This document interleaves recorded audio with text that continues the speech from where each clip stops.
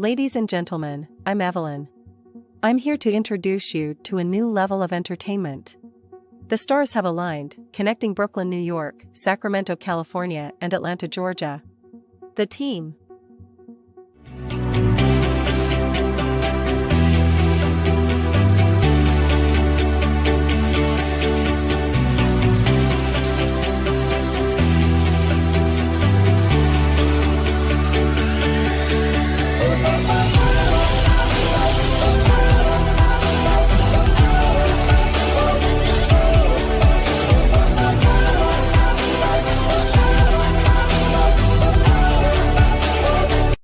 Introducing Flatbush, Brooklyn's finest, the boss, Chef Chupino.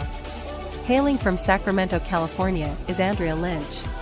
From the dirty South Atlanta, Georgia, is your boy, Victor Freeze Music, or just Vic.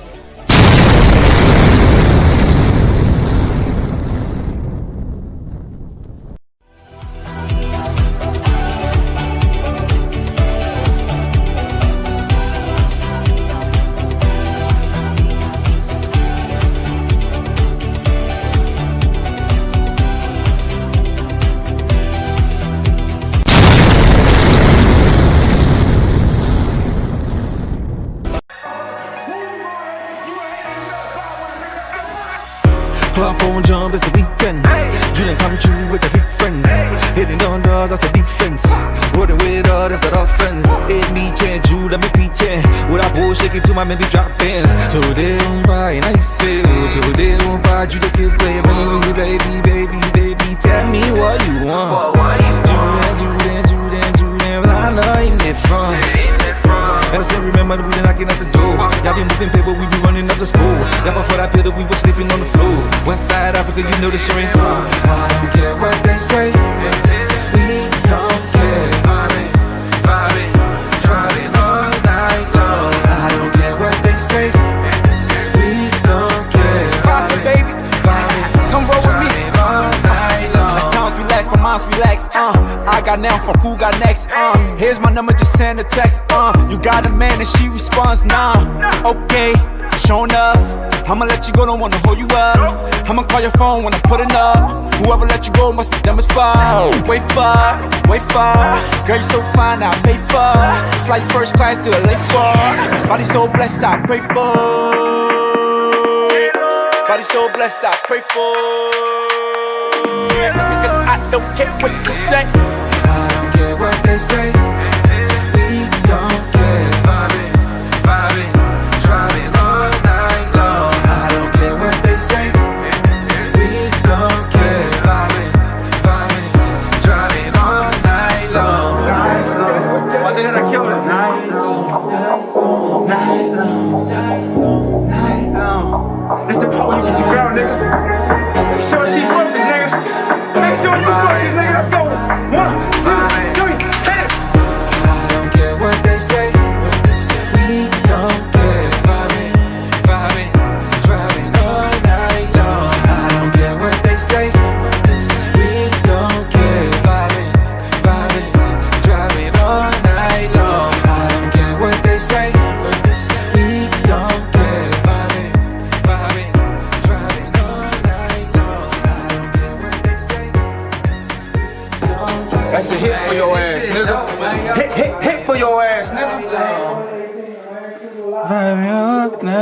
Prophet the One.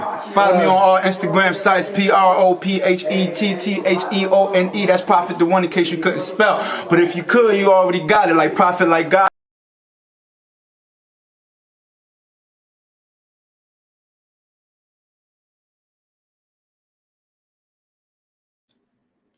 What is going on, YouTube streets? How you feeling? Let me make sure everything is good. Focus. Damn, this thing catches every bump in your face. What up, YouTube? What's going on? It's your boy Chef. Please, if my sound is right, please let me know and throw one in that chat. Booger check. No spinach in my teeth. Sure. Okay. Cool. If you know African food, I was eating a dish called cassava leaf. And if you know about cassava leaf, then you understand you got to make sure you check. Tonight, we keeping it light. Cool, coconut milk with the little coconut chunks in there. What's up, y'all? All right, we got one. All right. Thank you, Dawn. No boogers. Cool. What's going on, folks? What is going on? Peace, Brittany. Peace. I started on the low end. What's going on? Let me just let you know what we're doing tonight, just in case anyone is curious. We are doing Truth and Balance Presents the movie, starring Victoriously Shay. Victoriously Shay is a known YouTube content creator that has a beautiful story. And, we're going to be sharing that with you tonight. And we do have her for a limited amount of time. So what I want to do first is bring Andrea up before we bring our special guest. Andrea, give me a thumbs up. Let me know you're ready to rock and roll. Let's do it. Let me get Shay off of the screen. Hey. What's going on? You tell me what's going on. How are you? Rushing to get to this interview. Today is his birthday. He's 7 years old. So he was at Ezekiel? Yes, Ezekiel. He's 7. We was at Chuck E. Cheese. Okay. Happy birthday, Ezekiel. We got a little cash app coming for the little homie. All right. So thank you for coming through. And I wanted to thank you for helping curate this special guest that we have with our show tonight. But before we bring her up, we got to make sure we send love to the audience. Danique Anthony, what's good? Thank you. Yes, put the Facebook group in there, the True Pill Community Garden, as well as the True Pill merch. We got to make sure we get the Maison Chupino in there too. Dawn, thank you for the love. Am Jones, welcome back. The prodigal Am has returned. Thank you, Mika. I see you in the spot. Thanks for coming through. Oh, I know this guy. Andrea, Mika, A1 Day 1, including Dawn, A1 Day 1, including Quantum, A1 freaking Day 1. Send a special shout out to everyone. Send a special shout out to our girl, Quantum Love, metaphysician. Yesterday was her birthday. Please send our flower some love. She's been here from Jump Street. All right. Who else we got? Hey, Miss Polly Wright. What it do? What's going on with you? Sophia, Just a Splash. Thanks for coming through. And you already know the conciliary, my guy, Victor Freeze Music. Thanks for coming through. You've been hot in them streets. We've been seeing you busting heads everywhere, man. Mm-hmm. All right. Please don't take our lunch money. All right. Dawn, no boogers. Hey, Brittany. Gabrielle, I got fat, mon frère. All right. Come on. Who else we got? Mika, just Andrea, and we got. We're gonna block this one here. We don't need any of that, nasty right now. If any of y'all need that nasty, get it on your own time. This in the hotel. Please and thank you. So, without further ado, we'd like to introduce our special guest for the evening, a YouTube personality. Pardon the dog. We're going to get that dog handled in a minute. But this is a wonderful YouTube personality that is not just a YouTube personality, but she's a unique soul within this universe that has traversed some certain roads that we're going to share with you tonight. So without further ado, I'd love to introduce our girl, your girl, the world's girl, Victoriously Shay. What's going on, my sister? Bear with me a moment. All right, bear with me a moment while I go beat my neighbor's dogs. All right, and close the patio door. Bear with me a moment, please. Go ahead, Andre. You know that's your homegirl. So, hey, how you doing today? Girl, I am doing good. How about you? Rushing from Chuck E. Cheese, girl. I didn't even know Chuck E. Cheese was still in business. So yeah, we was looking for Chuck E. Cheese on the other side of town. We met my girlfriend and her kids. And so he's 8 today. I got him. Yeah, that's right. You did tell me it was his birthday. Yeah, I got him when he was 3. Girl, I can't believe he 8. See, you see how God works. He wasn't even talking when he came to foster care. He wasn't even talking. He was heavy set. He wasn't exercising. My girlfriend said, "How you get that right? How you Look get what that God done. God worked with you and got your baby together. So, Yes. thank God for that. My girlfriend, he was a little chunky when he first came to you. Know what she told me today? He was a little chunky when he first came to you. I was like, yeah, he was, but I get it right. He exercise and eat right. But she said he was a little chunky when he came to you. I was like, okay, girl. Yeah, I understand, honey. But at least you worked on them. You got them back right, so that's a good thing. Yeah, he don't. Andrea said she was eating right and exercising. No, she was just starving his ass. Right. She was just starving. Starving. He don't got taller on me. Oh my God, he was just a little boy. I the preschool. He was like preschool 3 hours, and he wasn't even. He wasn't even talking when he first came. But now he talks all the time. And girl, he called me mommy. I that made me feel so good. But he called me mommy. That's good. That's good. It makes me feel good. Yeah, that's good. So I understand that we have you for a limited amount of time. Shay. So before we continue, without you giving too much away, I'd like you to please share with this audience what makes you a special, unique soul within this universe. I think because of how I care for people, the job that I work, that's all I do is deal with people every day, making sure they get to, where they need to be at. So yes, that's what makes me a unique soul, because I care for people a lot. All right. So let's get this thing started off. So you're the star of this movie. However, you're not playing yourself in the movie. Okay. We're gonna have as many actors that's needed to play your part in the movie. But where we are right now is the character development stage. All right. So where we're gonna start off at is the very beginning. The very beginning. Even before you were aware of anything. Tell me about your birth.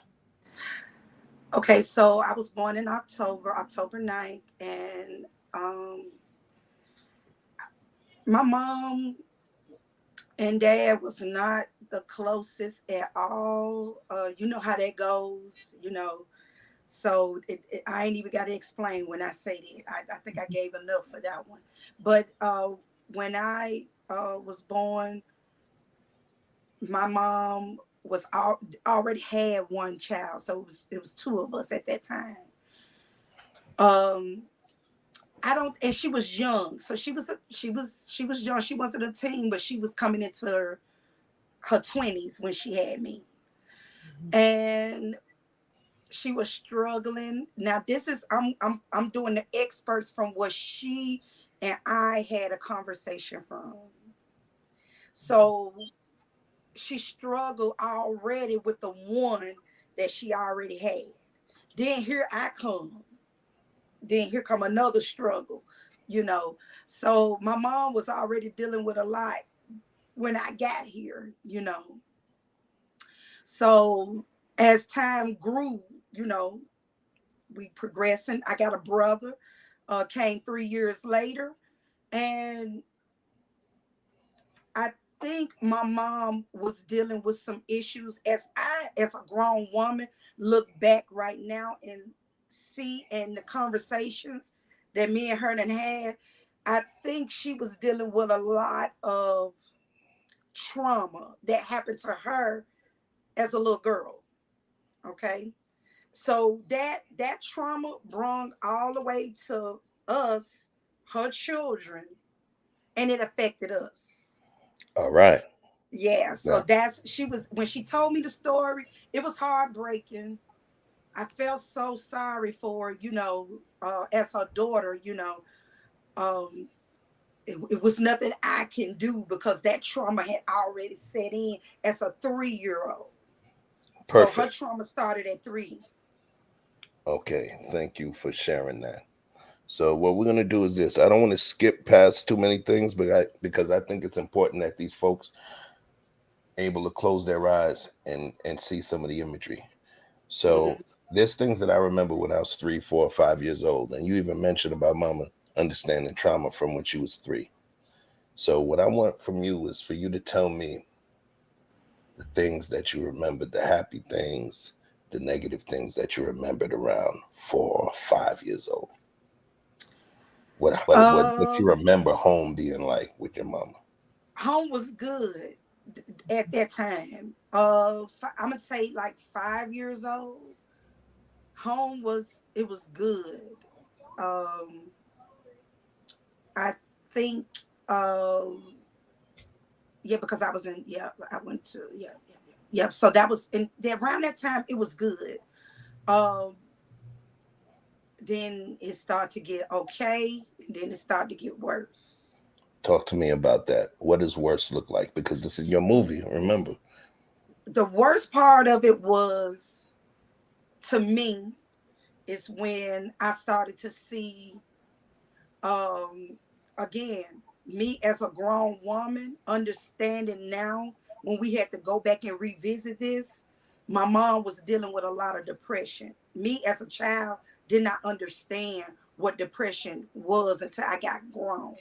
And when I had the conversation with her, um and I look back, the depression started to kick in as as we got older. So the older we were getting, the more the depression was moving in. Older, it's just like she couldn't grasp then when I got in junior high school, that's when the grits hit the fan. Okay. Yeah. Now, I don't want you to share more than you're comfortable Hmm. enough sharing, all right? And I know you talked about things because I noticed that, you were saying when I was asking about specific things, and you were making sure you're like, look, mama was doing the best that she can do, right? So Yes. what that means to me is that you had seen some things, but the victoriously Shay of today has reconciled with mama and reconciled with all of that, right? And Correct. I Correct. remember this is the Correct. victoriously Shay. This is the victoriously Shay movie. Hmm. So the reconciling, because we're walking these audience down the road to understand Hmm. who you truly are, you Hmm. know, talking about the reconciling now is almost like telling them the butler did it 30 seconds after the Yeah. credit. You follow? Yeah. So, Yeah. I want you to be as comfortable as possible, but I want to make sure I get to the meat of things. I want you to Yes. tell me before we got to the grittiness of middle school and that time frame or the teenage years, tell me what was your biggest hurt as a child prior to that? Uh, Again, the hurt didn't hit me until the teenage. So you were used to it. You were kind of used to It it, was is what you're I didn't saying. understand it. Let me say this: I didn't understand it as I got grown. And again, once me and her, because again, I had to have a conversation with this lady in order to have a good relationship with her. Because once that happened, like I said, when middle school came, it was like the grits hit the fan. So I wasn't, I was holding all this anger and grudge against this woman that I felt like this is my mama who should be protecting me. Okay. Oh, Was she a good mom up until middle school age? Was she Yeah, fun? she was, like he said, she was doing the best she could. I understood that. Again, it was like I had to go back and do the movie thing for myself to see, like, okay, I give her that. And today I give her that. Yes, she was struggling. Yes, things was going on. This, that, and the third. Okay, I did not nail her to the cross for that. But what things did she do? What things did she do with you guys? Like did she take you out to the park? Did y'all Yeah, go she to did a lot of stuff. We were yeah, girl. She would do stuff with us when we were little. Like I said, the teenage years, that's when it started to, for me and for my sister, because again, we all 3 years apart. So okay. for when we were little, she used to throw house parties for us. Mm-hmm. She would charge a quarter, and we would have little parties. She wasn't keen on letting a lot of people in her house. Mm-hmm. I think if you were born in the 70s, a lot of moms was like, you ain't spend the night over this person's house. No, we didn't do that. Mm-hmm. It was no, go here. You can spend the night at your friend's house. I never had the opportunity to spend nights at a friend's house ever. And none of my friends had the opportunity to come over my house and spend the night because moms weren't having it. We barely did go to relatives' house because, again, the trauma that happened to her, she was very, very protective. Okay. To the point that it was, you would think like, dang, this is, it's too much, but I understood the assignment. When I got grown, I understood the assignment because, again, the trauma that happened to her, yes, she's going to look out for her kids. Yes, she's going to do whatever she got to do to protect them. So, yeah, that right there was okay. Christmas, all that stuff was good when I became a teenager, mm-hmm. I started to see the change. I started to see the change in her with my oldest sister. And right to this day, they still don't have like the best relationship. But they cordial with one another because my sister's children. So my sister, like put on that best behavior, I'm not going to do nothing. As long as she don't say nothing, bam. Question for you. Mm-hmm. So let's set this up because things went awry. You said when you became a teenager. Was that mm-hmm. in middle school time or high school? Middle school. Okay. All right. Perfect. Mm-hmm. So we're entering the scene. We got some smooth music playing. It's the night before your first day of middle school. You have your whole middle school outfit laid on the bed, what mm-hmm. you're going to wear. I mm-hmm. want you to tell me about the Victoriously Shay in that moment. Give me a song that was your song and tell me about how you felt that time when you were about to embark on the next level of education and socialization. Okay, so this is around the time that my grandmother passed away, which is her mom. Okay. Ooh. I can remember, and again, I'm going into middle school at this time. Right. So I can remember, I'm from Memphis. Okay. So let me set the scene up. I'm from Memphis. I'm going into middle school at this time. My grandmother passed away right when school was about to get out for us. Prior to that, my mom was in a bad car accident, you guys. She was in a bad car accident. She broke both her arms. Okay. Goodness. Me as a little girl trying to help my mama with her arms like this up in the air, it was bad, y'all. It was real bad. So I did assist her a lot when she broke her arm. But again, I'm going into middle school, you guys. This was in the summertime. Grandmother passed away. My mama was in a bad car accident. I'll never forget, y'all. My mom left us for the whole entire summer. Now, I know y'all be like, what the hell? What you mean left? She left us. So I got older cousins that were grown that was there with us too. So they were there. So it was adults in the house. It was just the mama wasn't there.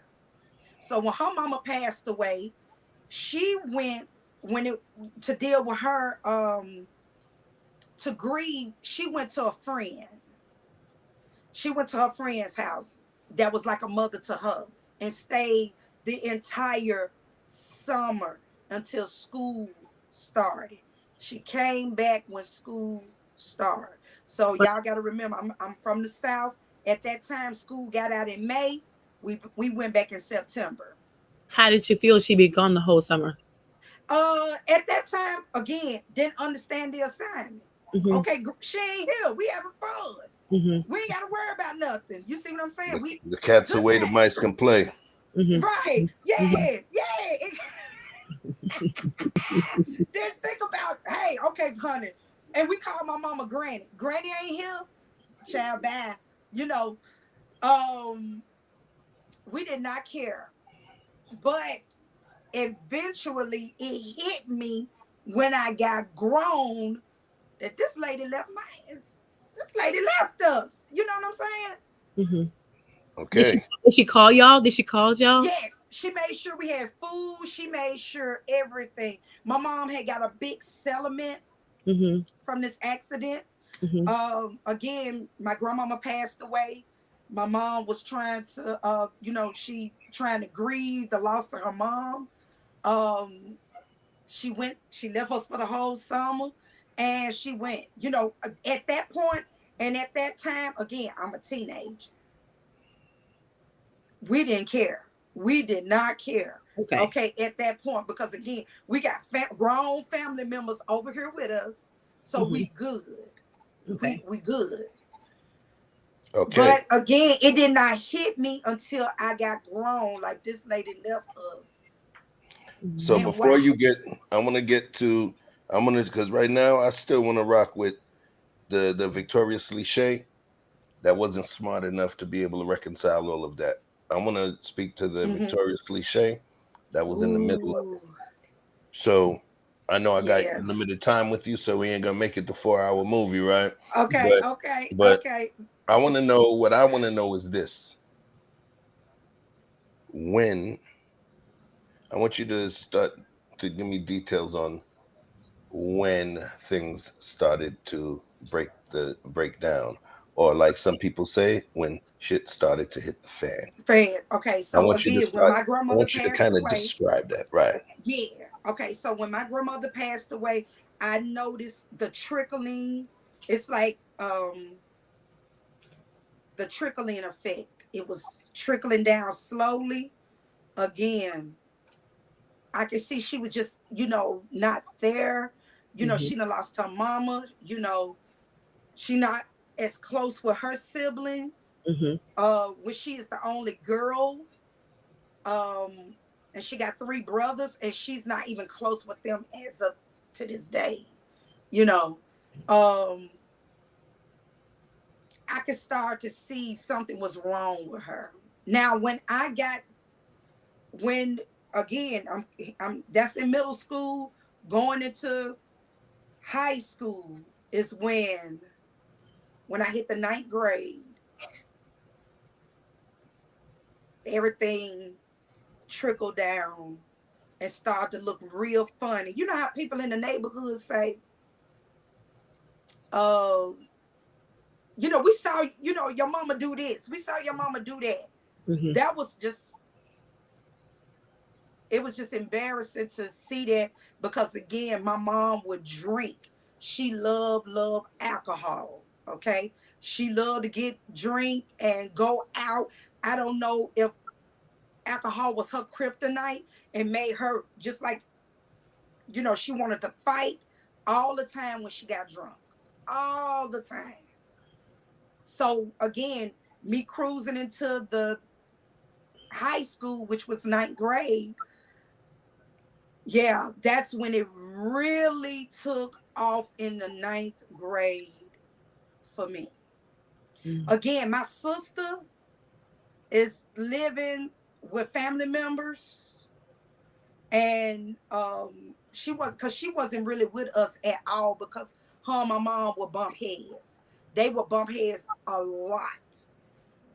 So she ended up not staying with us. So what at that point your sister moved out? My sister moved out when she was like in middle school. She was already gone. She was already gone before my grandmother even passed away. She was gone. All right. So so now you started getting a wind of different things about your mom, especially from people on the outside. And I know that it was probably it was harmful, it was hurtful, and it embarrassing, shameful Right. to hear, and Right. especially that's the person that's supposed to be your queen, your creator, you know. Right. And the thing is, I didn't ask about your pop, right? But the thing is, Mm-hmm. the fact that your mom was the one you had mentioned. Mm-hmm. Tell Oh me yeah, we'll about. get to him. I Oh want. yeah, Okay, we'll get good. to him. I want you to tell me about just alone, just the feeling, what it felt like when you're hearing these people who barely know you talk about that Mm-hmm. person that you love greater than anyone else in the world. It's a hurt piece. Mhm. That's just like somebody talking about your children. That's just like somebody. I mean, it's a hurt piece. I'm not gonna even lie to you. But is it the truth? What they saying? Because they see this display, and then when I finally seen it myself, was they lying? You know. So now, Um. tell me, we can't skip it. You told you we talked about how you felt when you heard it. You know, we go through different stages of grief, and part of them is denial. We're denying what we hear, and I know part of Mm-hmm. your soul was in denial and wanted to Mm-hmm. deny it. So tell me about that feeling when you found out that it was real, or what you saw to make you believe My it heart was dropped real. when I saw it.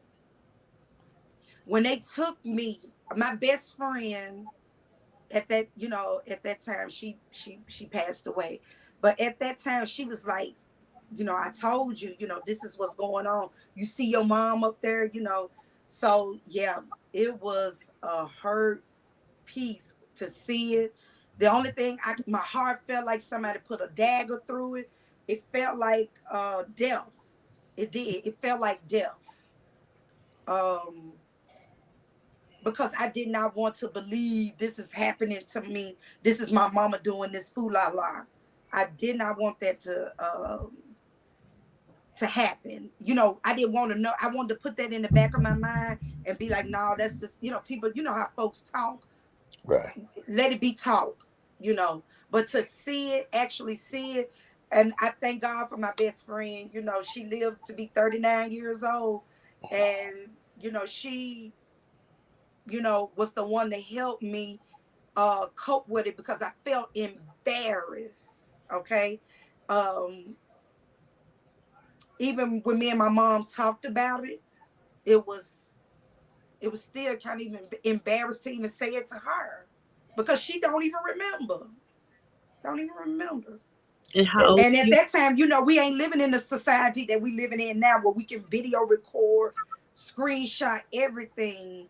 At that time in the 80s, we was not living in that type of society. So now, we're gonna move forward now. You came to grips with the realization of what was being spoken about your Mm-hmm. mom. Mm-hmm. So you moved from her being the superhero, from her being the person you still loved and cherished, but understanding now that she was flawed. All right. Right. So now you've reached that point of realization in your life. I'm going to go Mm-hmm. to the next step. I want you to go to what happened and how. And I'm going to Oh, give you, because this is your life. This is not a game for you. This is okay. something real to you. So I want to give you Yes. the opportunity to share what Mm-hmm. happened and why as we transition into the center or the body of the story. We were just doing some character development. Mm-hmm. At this point now, we're going to get to the pivotal event. So I'd Okay. like you to describe the how, why, when, and where, please. Okay. So when I saw that, it was like, I can't stay here. I cannot stay here with this lady no more. I'm not going to do it. Um, it was just like I'm not going to even stay here with her. You know, my dad at that time, this was Christmas. Now I'm bringing you up to what really happened. This was Christmas Eve, excuse me, Christmas Eve, and I can't remember the year per se, but I remember my dad was bringing me some money for Christmas. My mom did not have nothing for us for Christmas. Okay. At this time, it's just me and my brother. Because again, my sister is with a family member, so she's not even here. Christmas, it was Christmas Eve, and my dad stopped by. He brought me some money. I shared it with my brother because I can get something for me and him.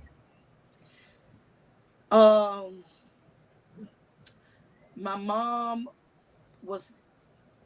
she was just real different. This was not my mom. This was not my mama. I did not know who that lady was, okay? I went, I told my dad, I said, okay, can you drop me off downtown? And I would catch the bus back home. Again, my brother, I'm speeding up. So my brother dad was in jail because we have different dads. He was in jail.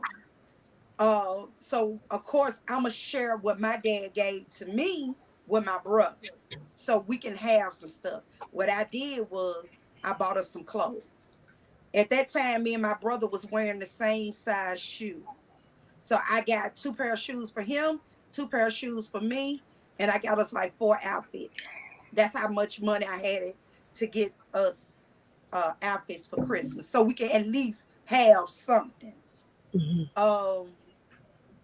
My mom was very angry with me.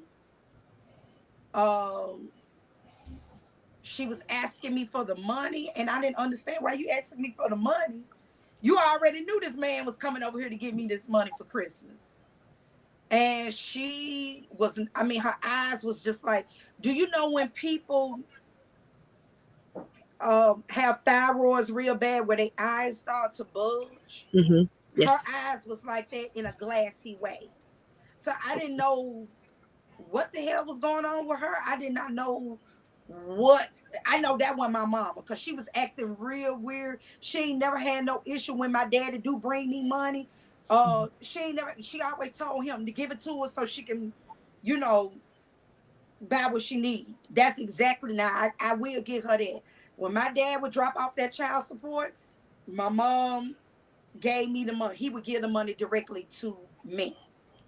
Okay. Directly to me. When I became a teenager, he would give it to me, because again, at 12, I knew how to cook a full course meal. I knew how to wash, clean, all that. I knew how to take care of a house at the age of 12.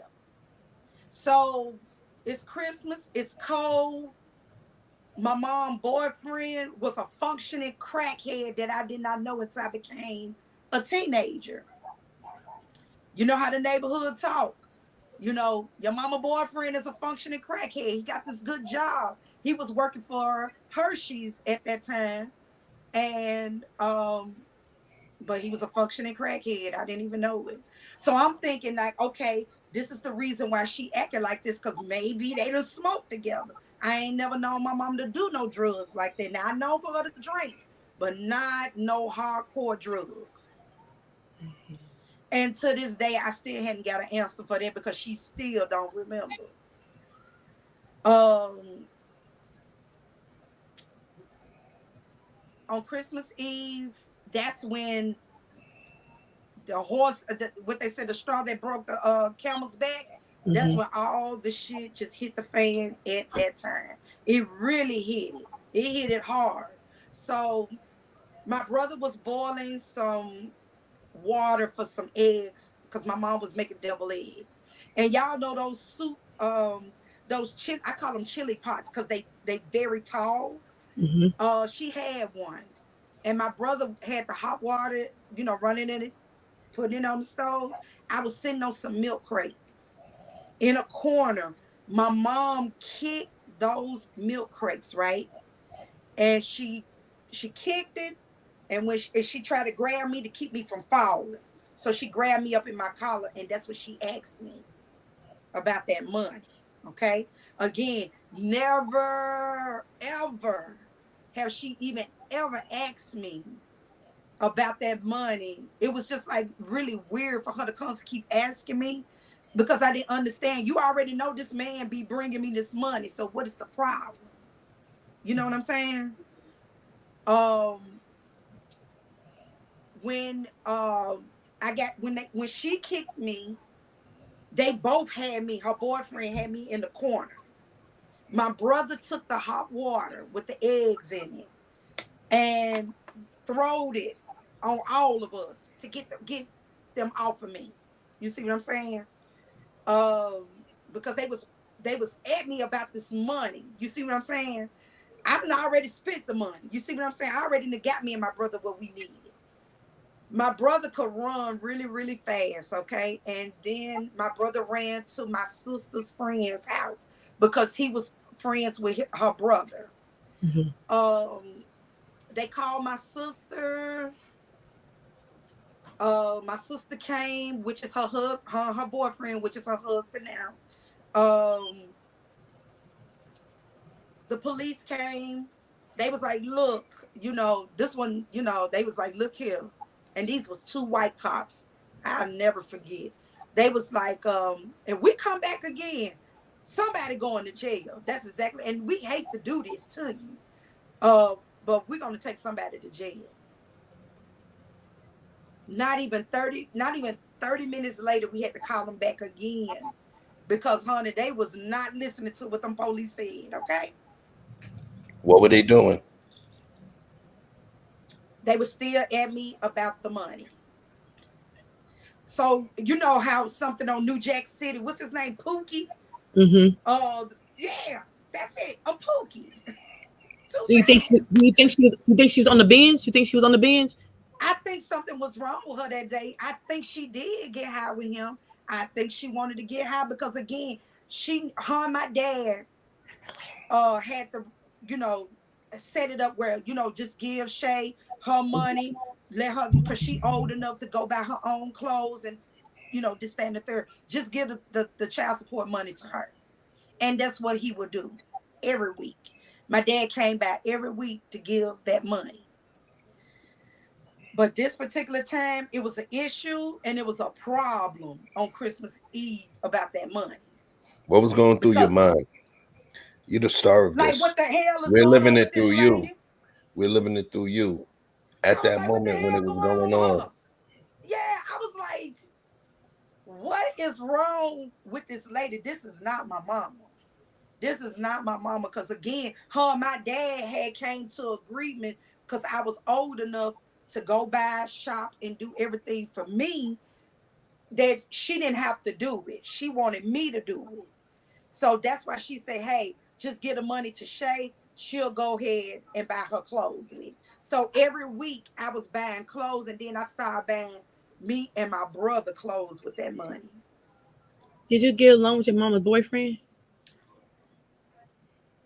No, I didn't. But I tried to avoid him as much as I could.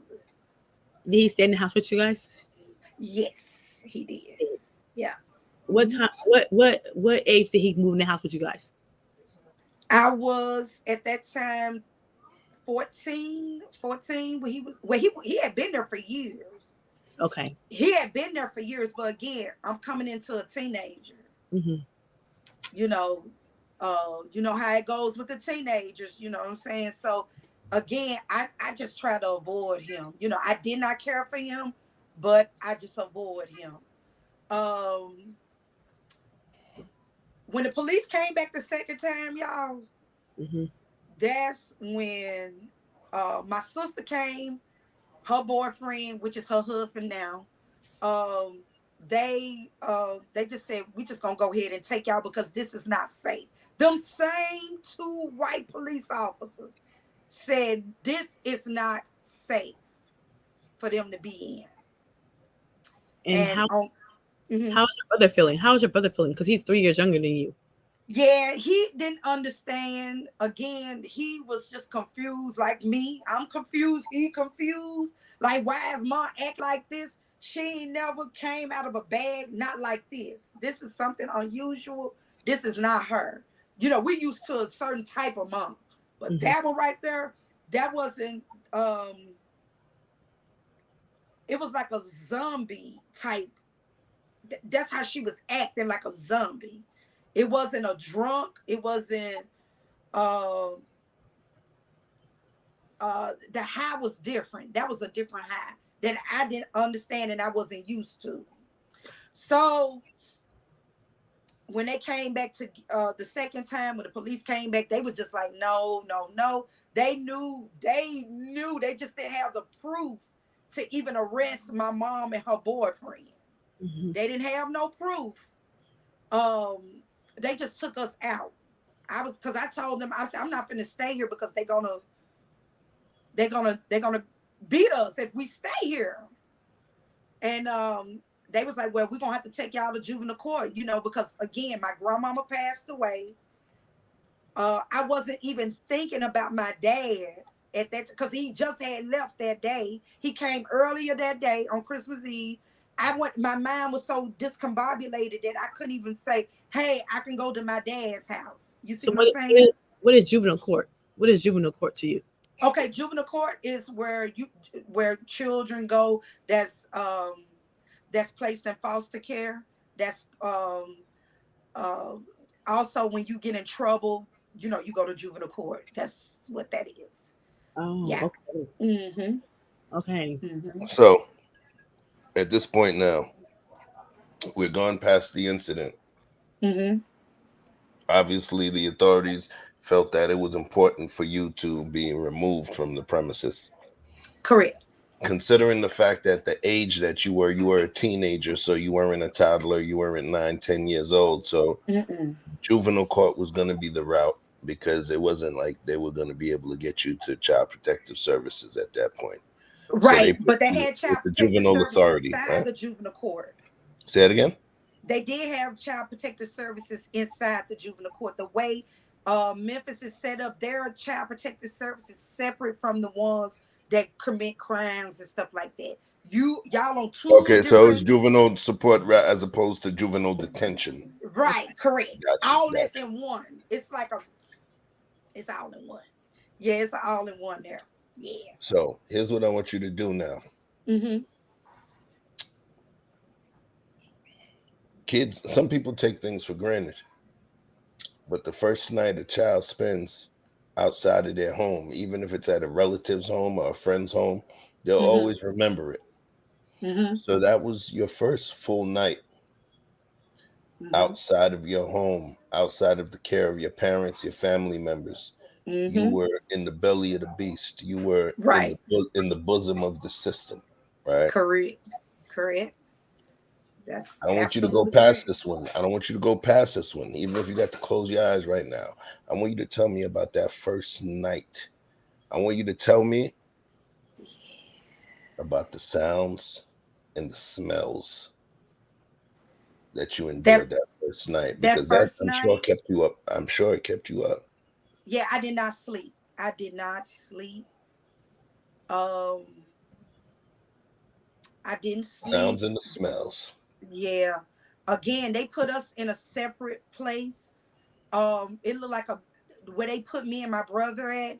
It was like they separate us like we was. I don't know why they separated us, but they did. They separate me and him.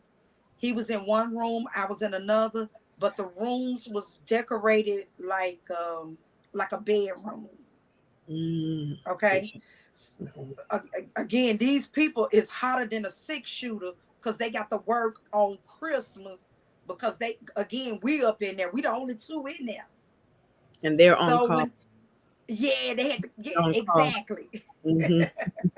Yeah, exactly. They're on call. The lady was pissed off when she came in there at 6 o'clock in the morning, because I was just sitting up in the bed. It was dark. I didn't go to sleep. I couldn't sleep. I was just sitting there, wondering, trying to figure out what the hell happened. Why I'm here? You know what I'm saying? Why I gotta be here on Christmas? How did you feel on Christmas? I didn't understand. Again, trying to wrap around why I'm here.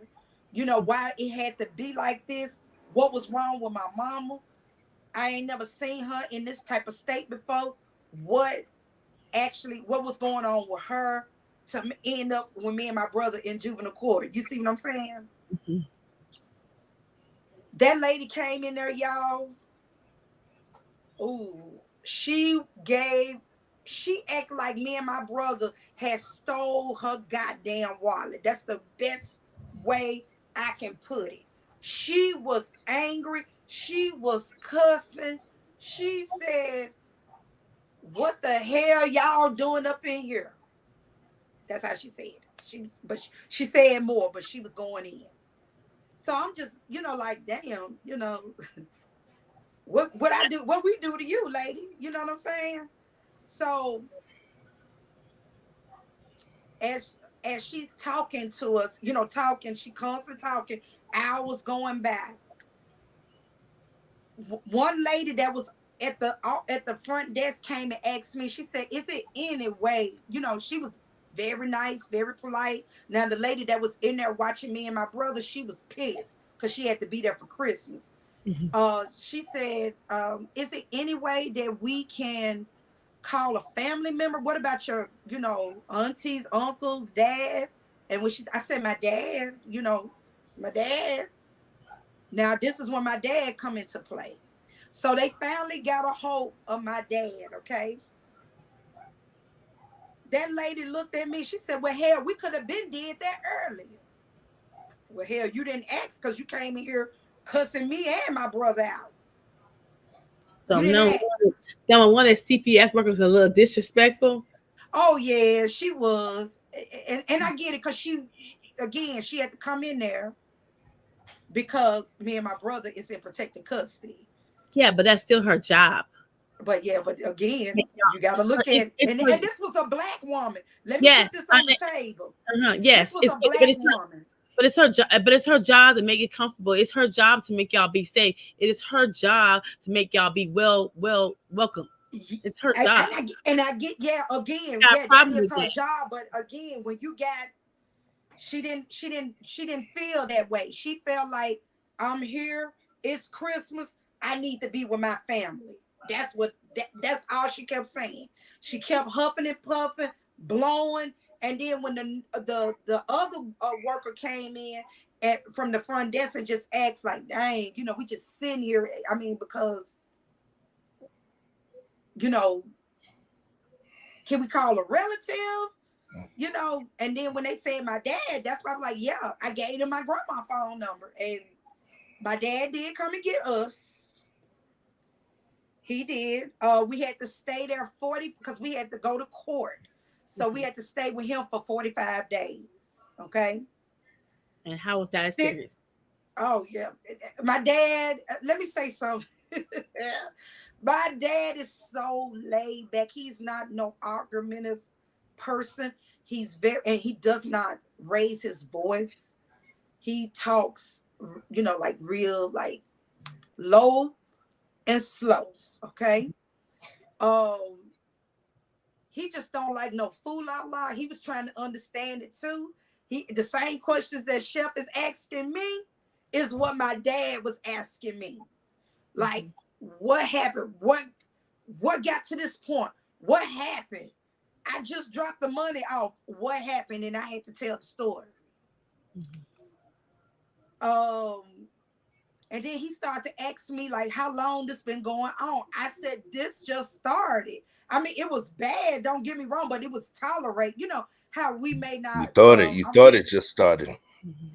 Yeah, he thought it just started, but it's been that way. You know what I'm saying? Your mom and dad wasn't communicating with each other? They weren't communicating with each other? Yeah, my dad and mom was communicating for as if anything pertaining to me. Like I said, the child support went to me. When I was 12 years old, I was getting my child support. And she wasn't getting it. He would just give me the money directly because he was paying out of pocket. He wasn't going to court. It was a court order, but it was to give me the money, because my mom was like, she can go and buy her own damn clothes or whatever. She could do whatever she need to do with the money, just give it to her. So how was it living with your dad for 45 days? You and your brother. It was good. It was good. I know it was new for him. He didn't because again, he's not used to taking care of somebody simultaneously. He's not used to doing it. You know, He, and he I wasn't. He understand we didn't wasn't. infringed He on his wasn't little full-time dad at the time. He wasn't used to being full-time dad, and now he got right, two. Right. right, and then he got two. You see what I'm saying? Mhm. So he was just, you know, he was just trying to understand. I get it. But like I told him, hell, you know this lady more than me. You know, you should know, man. And you know, and me and my dad, we, you know, for a long time I was mad at both of them. So let me put this out there. I was mad at both of them for a very long time. It took me years to like get over that anger with them, you know. And sometimes I do regret not going further with my dad, because I waited a little bit too late, but I got it in there just in time, if that makes sense. I got it in there in time to have a conversation with him before he passed away. But I wish I would have did it in time. But I let my ego, I let my the anger that I had for him and her, I let that, you know, fluster with me to make me just like, you know, I'm not even dealing with y'all. You know, I don't even want to deal with y'all. Okay. So let's before you continue, I wanna take us down the road real quick. So, oh, can you hear me? Can you hear me? Yeah, we can hear Okay. you. All right, perfect. So I'm gonna take it down the road real quick. So at this point, you're with dad, and you know the situation is the way that it is now. And you stated you were with him 45 days. So I right. want you to transition us to the next point or the next situation, and tell me about that. So as the 45 days that I was again, it's in the winter, it's in January, um, February, going into February. Um, we were going to school. We were still, I mean, that was the most comfortable I ever felt in a while, like a long time. My dad just made sure, you know, everything was straight for me and my brother. He made sure that we had everything we needed, you know, until we went to court. He made sure all of that. Because again, my dad lived on one side of town, we lived on another, so we had to catch the bus to school. So we had to get up with him. He would take us to school, but it in the mornings, and then when because again, he was still at work when we get out of school, so we would catch the bus back home. It was those 45 days with him were good. It was good. He made sure me and my brother was, you know, he just made sure me and my brother was good. He stepped up and stepped in. He did. I will give him that. He did do that. Now, when it's time to go to court, the judge, you know, when you go into again, I'm afraid to go to court because I'm thinking we all finna be in trouble, you know, because when we see court, we automatically thinking, hey, we are going to be in trouble. Okay. We go to court. The judge asking, she not saying nothing to my mama, okay? She ain't even acknowledge my mama.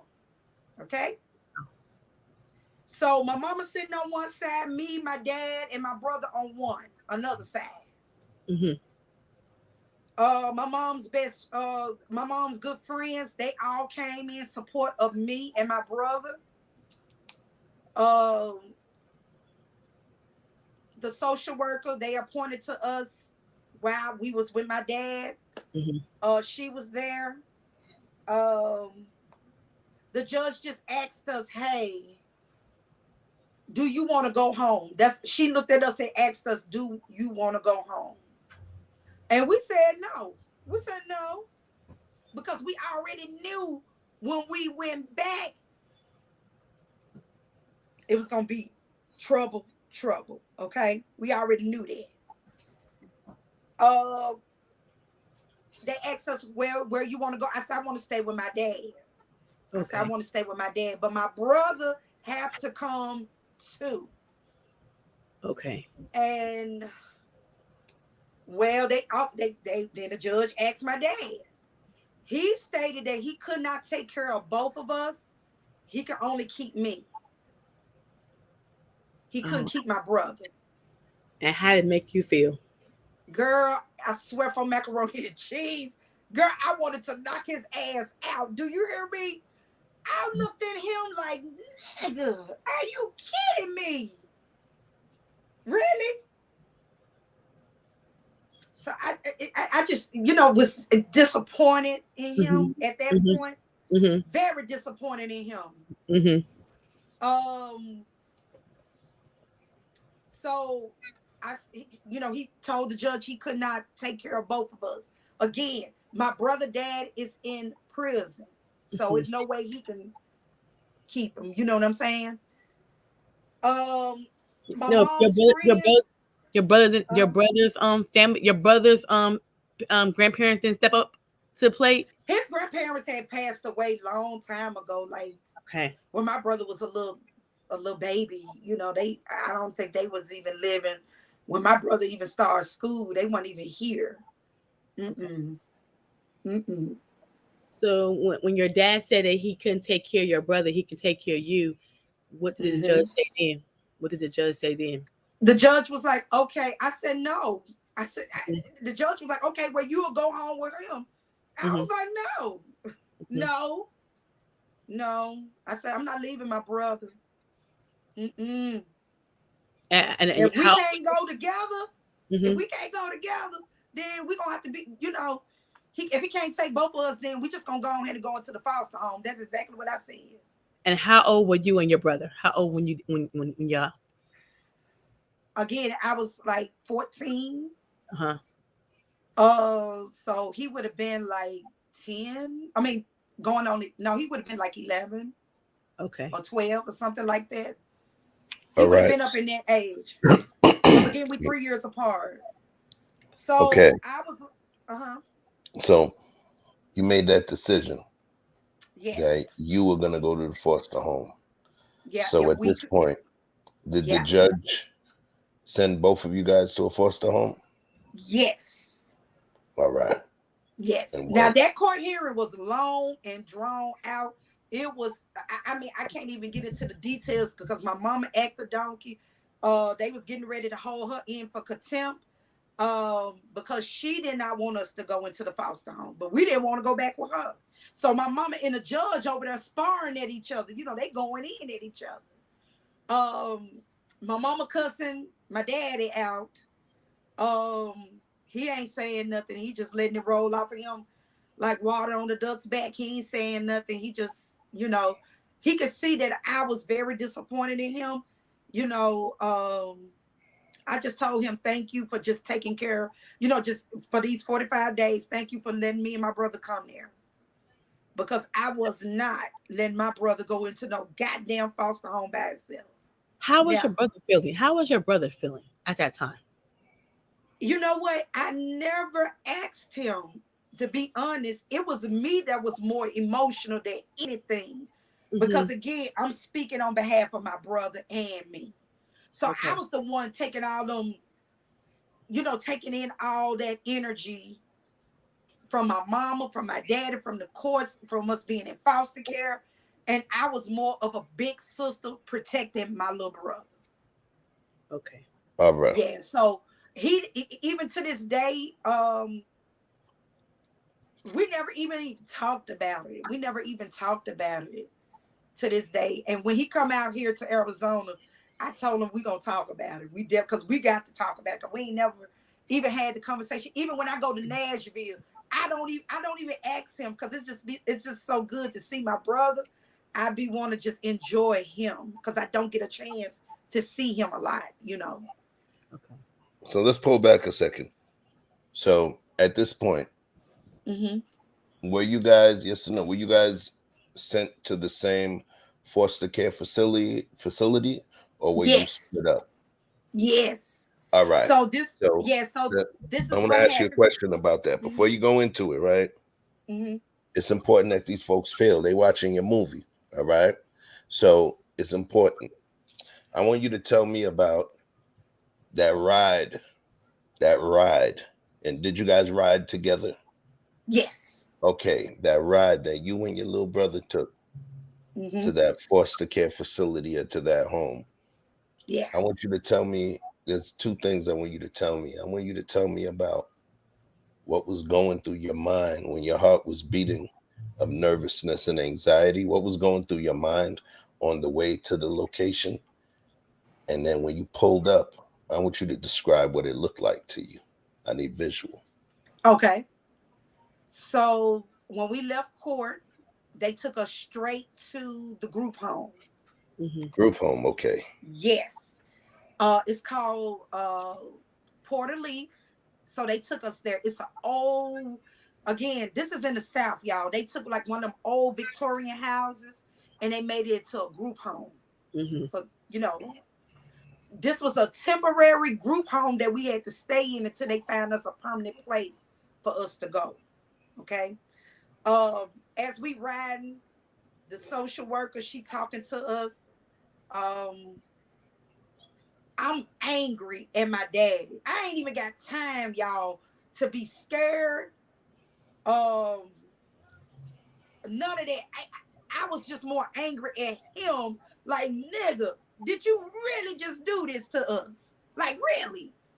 I was angry at him. I wasn't even worried about my mama because it was already a no-go. Me and my brother had this conversation.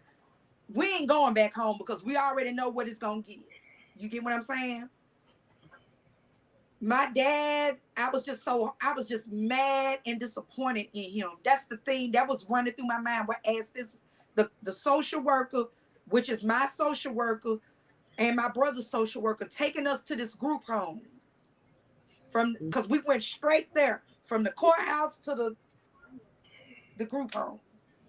Because they told us, my dad, my social worker had to go get me and my brother's things from my dad's house, okay? They took us straight there. When I got into the facility, I always knew what Porter Leaf was. Mm-hmm. The place was immaculate. I ain't gonna lie. It was beautiful. It's like a house. It was a house. It looked like a house. Mm-hmm. And it had furniture. It looked like a home. It felt real homey. It was other people, other children there. The staff was very good to us, me and my brother. But the stories behind that of other individuals that was there, had been there, had to went into a home, had to come back to Porter Leaf because they couldn't stay with their foster mom, or foster parents.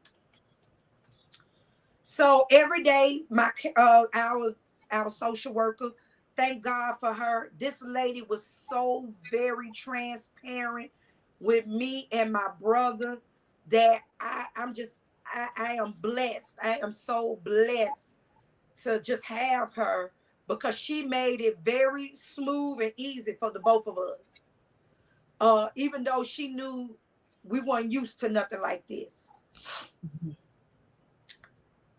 So 2 weeks, me and my brother, we stayed at Porter Leaf for 2 weeks. Now, the 2 weeks that we were there, we heard the stories. They was like, look, don't let them split you and your brother up. Don't let them split y'all up. That's what they kept saying. People was instilling that in us. Do not let them split y'all up. Okay? They were beating it in my head. Do not let them split y'all up. The other kids in the home was telling y'all that. Yes, okay. Because again, they also had siblings, and they siblings wasn't there. They was out. They was scattered everywhere. Okay. Mm-hmm. So, and I thank God for them too, because again, they knew I was new to this. They knew I didn't. Me and my brother weren't used to nothing like this. We wasn't. We really wasn't. So I had a conversation with my social worker. She would come by there every day. every day, because where this was located, this group home, where it was located at, y'all, it was downtown. Okay. The case managers was downtown, so she had to actually pass it to get to work. Okay. I told her, I said, her name was Miss Thomas. I said, Miss Thomas, can you make sure that me and my brother are together? If they can't take us, we're going to sit here. Me and him both going to sit here. And what was the maximum time you were supposed to be there? Because you can stay as long until you turn 18. Okay, so because now in a new age, they have a maximum time they want the kids to be there. Correct. Because they say they don't want the kids to be institutionalized, so they have they have the kids only being there at least 30 days, only for 30 days. They're not trying to find them a foster home to go to. Right. Yeah, it was that particular one, because again, they didn't have many in our area, so instead of putting you into juvenile court, you could stay at Port Leaf. And again, like I stated, the place looked like a home, a beautiful home. It was clean. They had the staff. The staff will make sure that our clothes was clean. What else? They made sure we had 3 meals. We went on activities. They made sure that we did something, that we kept occupied. They would take us to school, bring us back. They would take us out on outings, on the weekends. We went, honey, you weren't staying up in there. You weren't laying up in there on the weekends, honey. You had old house mothers, like grandmothers up in there that will wake you up.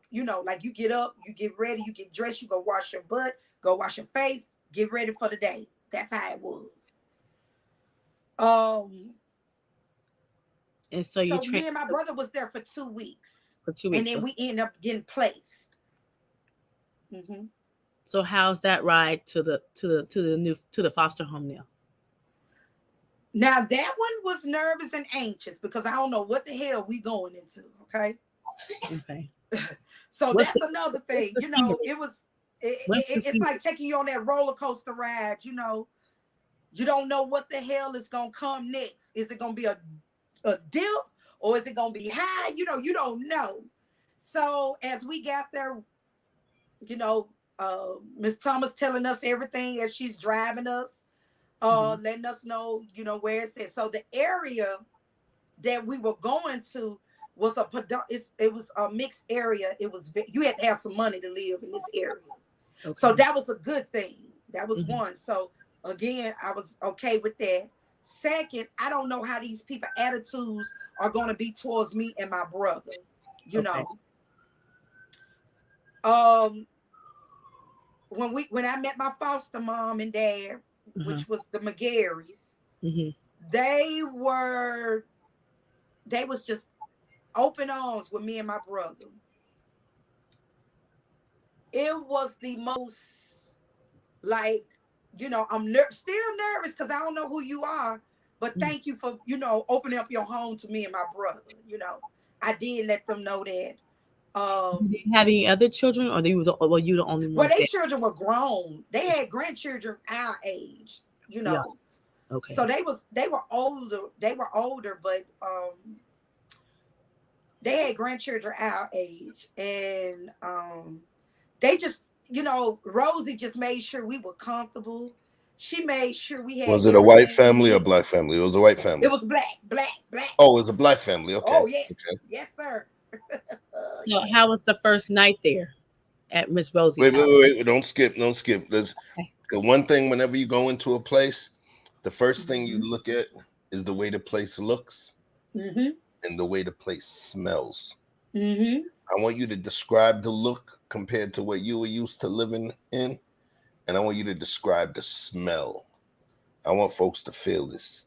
Okay, so the smell, it smelled like jasmine. I love jasmine to this day. Love jasmine. It smells so good. Their house was so beautiful. These folks had 2 living rooms. They ain't had one, they had 2. Okay. Big, beautiful home. Again, they was very open, very welcoming. I could feel the energy from Rosie, that it was so natural and genuine. Also with Mr. McGarry, the same with him. It was just very like these were my grandparents. That's how I felt. That's how they welcomed me and my brother, like they were our grandparents. And y'all at home, they made sure, they was like, look, you can go in this refrigerator whenever you want. You can get whatever you want. You let us know. We go to the grocery store every week. Let us know what you want. They made sure, when I tell you, they had all the Zuzus and Wham Whams. If you don't know what Zuzus and Wham Whams Zuzus, is, Wham Whams, Ho Hos, Ding Dongs, Twinkies. Yes. I was like, damn. That's called Fat Boy Crack right there. Right. Exactly. I was like, damn. So honey, they made sure we were good. Okay. So from the way you're talking about it, you kind of making it seem like you and little bro were Arnold and Willis, over at Mr. Drummond's house. Exactly. We were just okay. So it almost seems like you and little bro were like Annie and Daddy Warbucks, and you were just surprised at everything. So I want you to tell me, where did it go wrong? Where did the other shoe drop? Because it seems like everything was beautiful and wonderful. I want you to tell me where the next shoe dropped. Oh my God, it was beautiful the whole entire time. I want to say this: when I was at the McGarry's, I was able to concentrate in school. I was able to just breathe and relax. I ain't got to worry about nothing. I ain't got to constantly look over my shoulders. None of that. Okay, none of that. I ain't had them type of issues. But when it all went downhill is when, so it was still good. Don't get me, it was still good. Mr. McGarry had got sick. He had a stroke and he passed away. While you were there? Yeah, while we were there. Yes. Damn. Rosie, we were still with her. She didn't, we just made sure we took care of her because again, she was grieving. She lost her husband. Her son he's a Kappa. And he had friends. They took him, they to this day we still cool. Let me say this. We are still cool to this day. That's still my big brother, okay? He welcomed us with open arms, him and his wife. They had just had a baby. So when they would go out and stuff like that, we would babysit for them. We would do that for them, because they did stuff for us, so we would do it for them. No problem. Shay, tell me about the first time when y'all asked Miss McGarry, can y'all go to the mall? And y'all, yeah, everybody want to hear that. Girl, let me tell you. So, where we lived there, it was 2 malls, y'all. They was right across the street from one another. One had a movie theater in it. The other one you can go shop in, okay? So we got up early that morning, me and my brother, because we had already said we're going to ask, can we go? But let's clean up. Let's make sure everything is done. They had a dog. We gave that dog a goddamn bath. We done washed all the clothes up for the week. Our old dirty school clothes, we done washed them up, fold them, put it up. We done washed the bed linen. We done cleaned the kitchen, mop the floors, vacuum. Me and my brother were like Hazel in that house, okay? When they woke up, I was like, Rosie, can we go to the mall? And when she looked around, she was like, damn, this motherfucker is clean. She ain't got to do shit. She can chill. Girl, she was not used to that, okay? She said, y'all know how to use a wash machine? I was like, yeah. It was funny as hell, okay? She said, my grandkids don't even know how to use a wash machine. And I said to myself, child, that's your grandkids, child. We know how to use a wash machine over here, okay? Black mama start teaching us early, like right. How to watch early. Girl, everything was clean, y'all. I'm telling you, me and my brother got up like we were going to school. Okay, at 6 o'clock, we start cleaning up. We stripped our beds down because that was something that we did at home. Okay. On Saturday mornings, we couldn't go no goddamn where until you clean this house up. Okay. Then you can go. Okay. I said, look here. The midday matinee started at 12 noon. So I asked her, could we go to the movie? So she gave, but she was like, girl, she when it got her purse, y'all. She was like, yeah, y'all to clean this whole house up by yourself. She said, y'all know how to use a vacuum cleaner? And I'm like, why is she constantly asking us, do we know how to use these appliances? I was dumbfounded. I was like, yes, Rosie, we know how to use it. It was funny to us because we laughing like, why is she asking us this? Well, sometimes people don't think you know how to do anything. Right, exactly. Unless you show them. So, I guess she thought that she had to do everything. Correct. She thought she would have to do everything. She had to do nothing, girl. Her dog, we gave him a bath. We vacuumed the floor. I washed the clothes. My brother would vacuum the floor. He would take the trash out. Girl, it was. Y'all get it dog when I tell you we were done by 12 o'clock, we were done. We were done at 10. You gave a dog a bath too? The dog? Yeah, dog? Yeah. Oh. Now who taught you how to baby dog? Girl, we know how to baby a dog. Okay. Okay. So now let's So right now it's you guys and Ms. Rosie. Yes. All right, Mr. McGarry. It was her husband too at that time. Yeah, it was her husband. Okay, so let's go to the point where Mr. McGarry is gone. He's no longer with us, and it's you guys and Ms. Rosie. Yeah, it's just so now I want you to take us to the next step. Okay. Of your life. With that, I'm coming into being almost a senior in high school. When Mr. McGarry passed away, this time they started to grant us visitation rights to my mom because they told her, baby, you got to straighten up.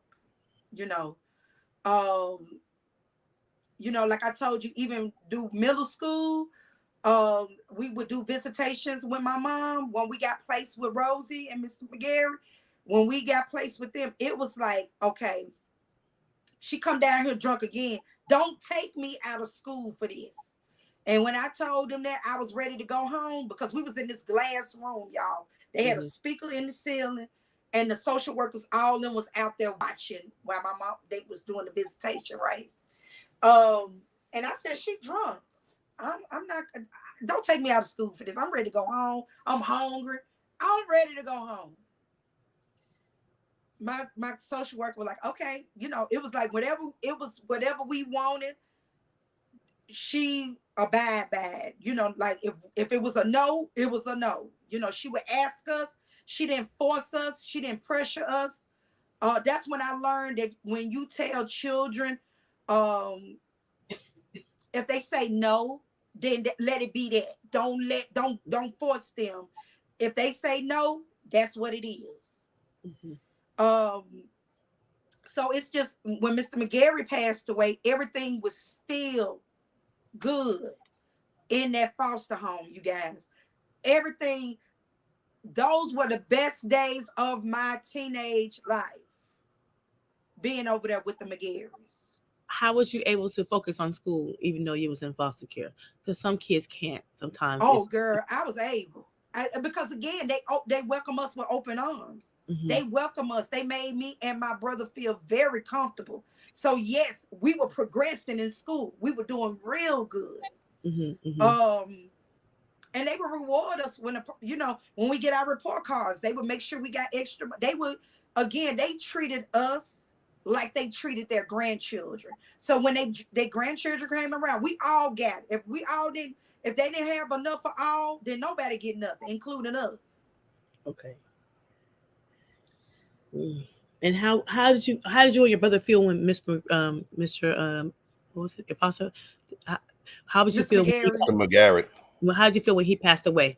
Oh, that was a hurt piece. That was hurtful. Um,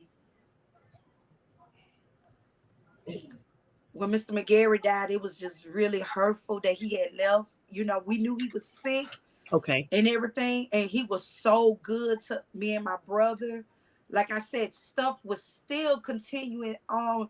You know, we even when Rosie, you know, was grieving her husband, we made sure she was straight. We were still, again, we knew how to cook. That's one thing Rosie knew, she could chill. She didn't have to do nothing because again, we knew how, we were self-sufficient. Okay. We knew how to take care of ourselves. I knew how to cook. My brother knew how to cook.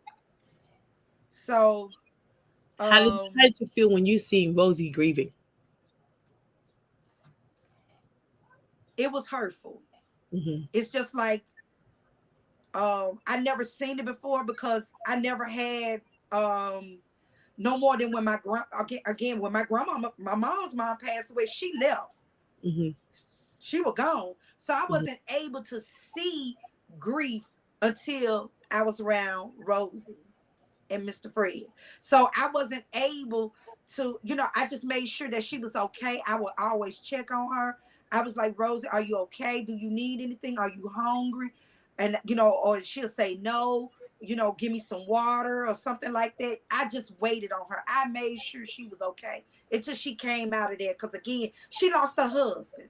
Mm-hmm. I didn't understand grief like that.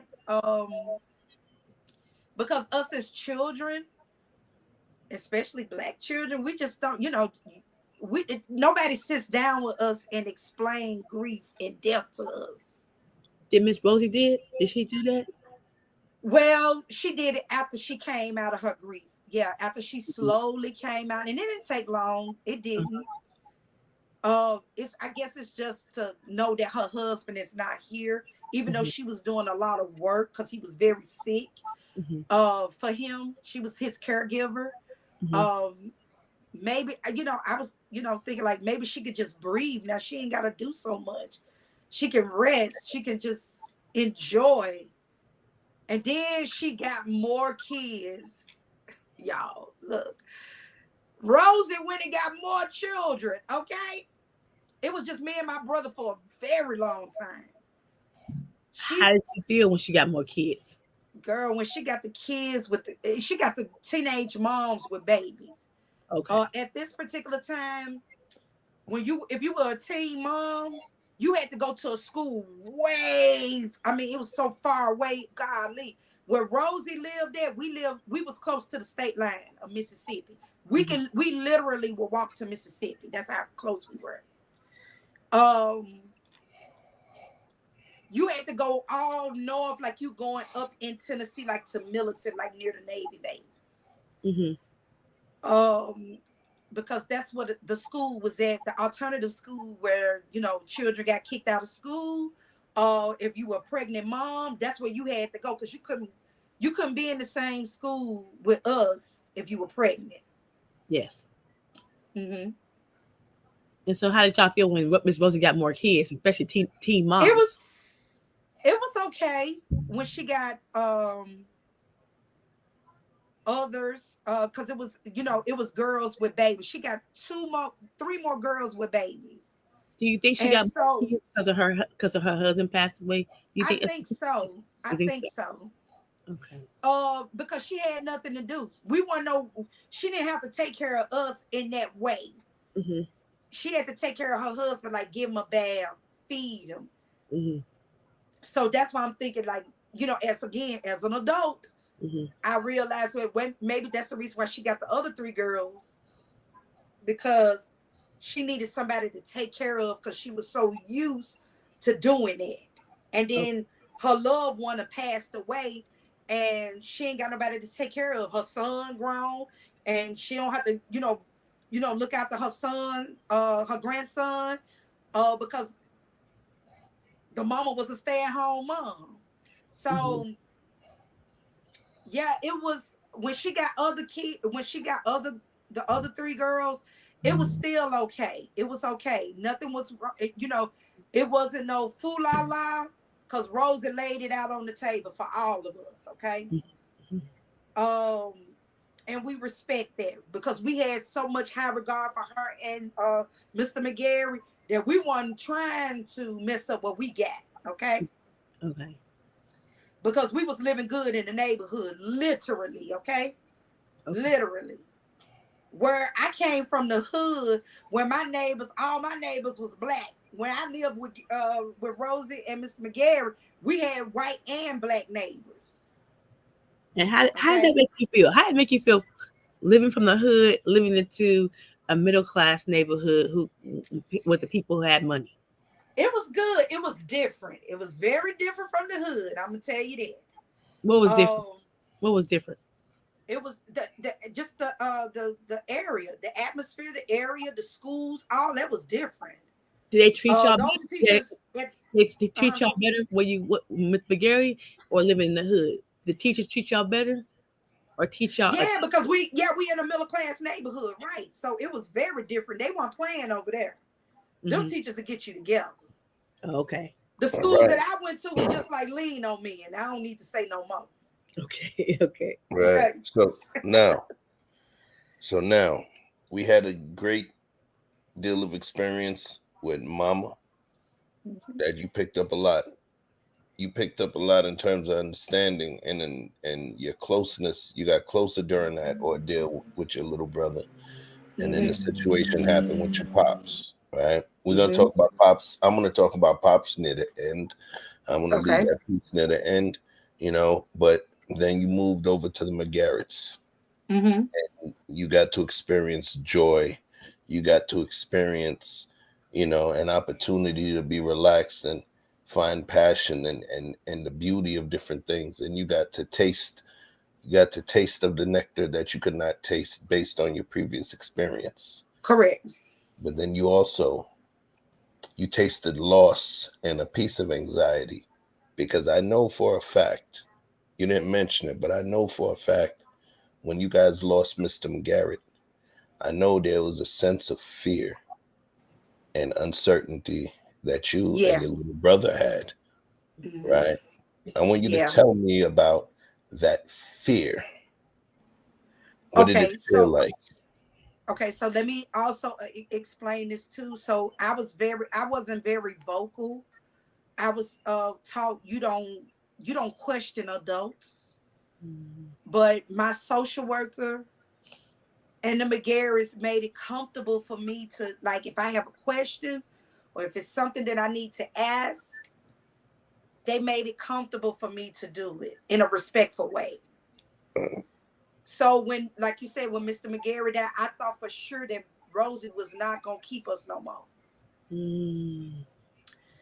Because she done lost her husband. How did you start moving during that time?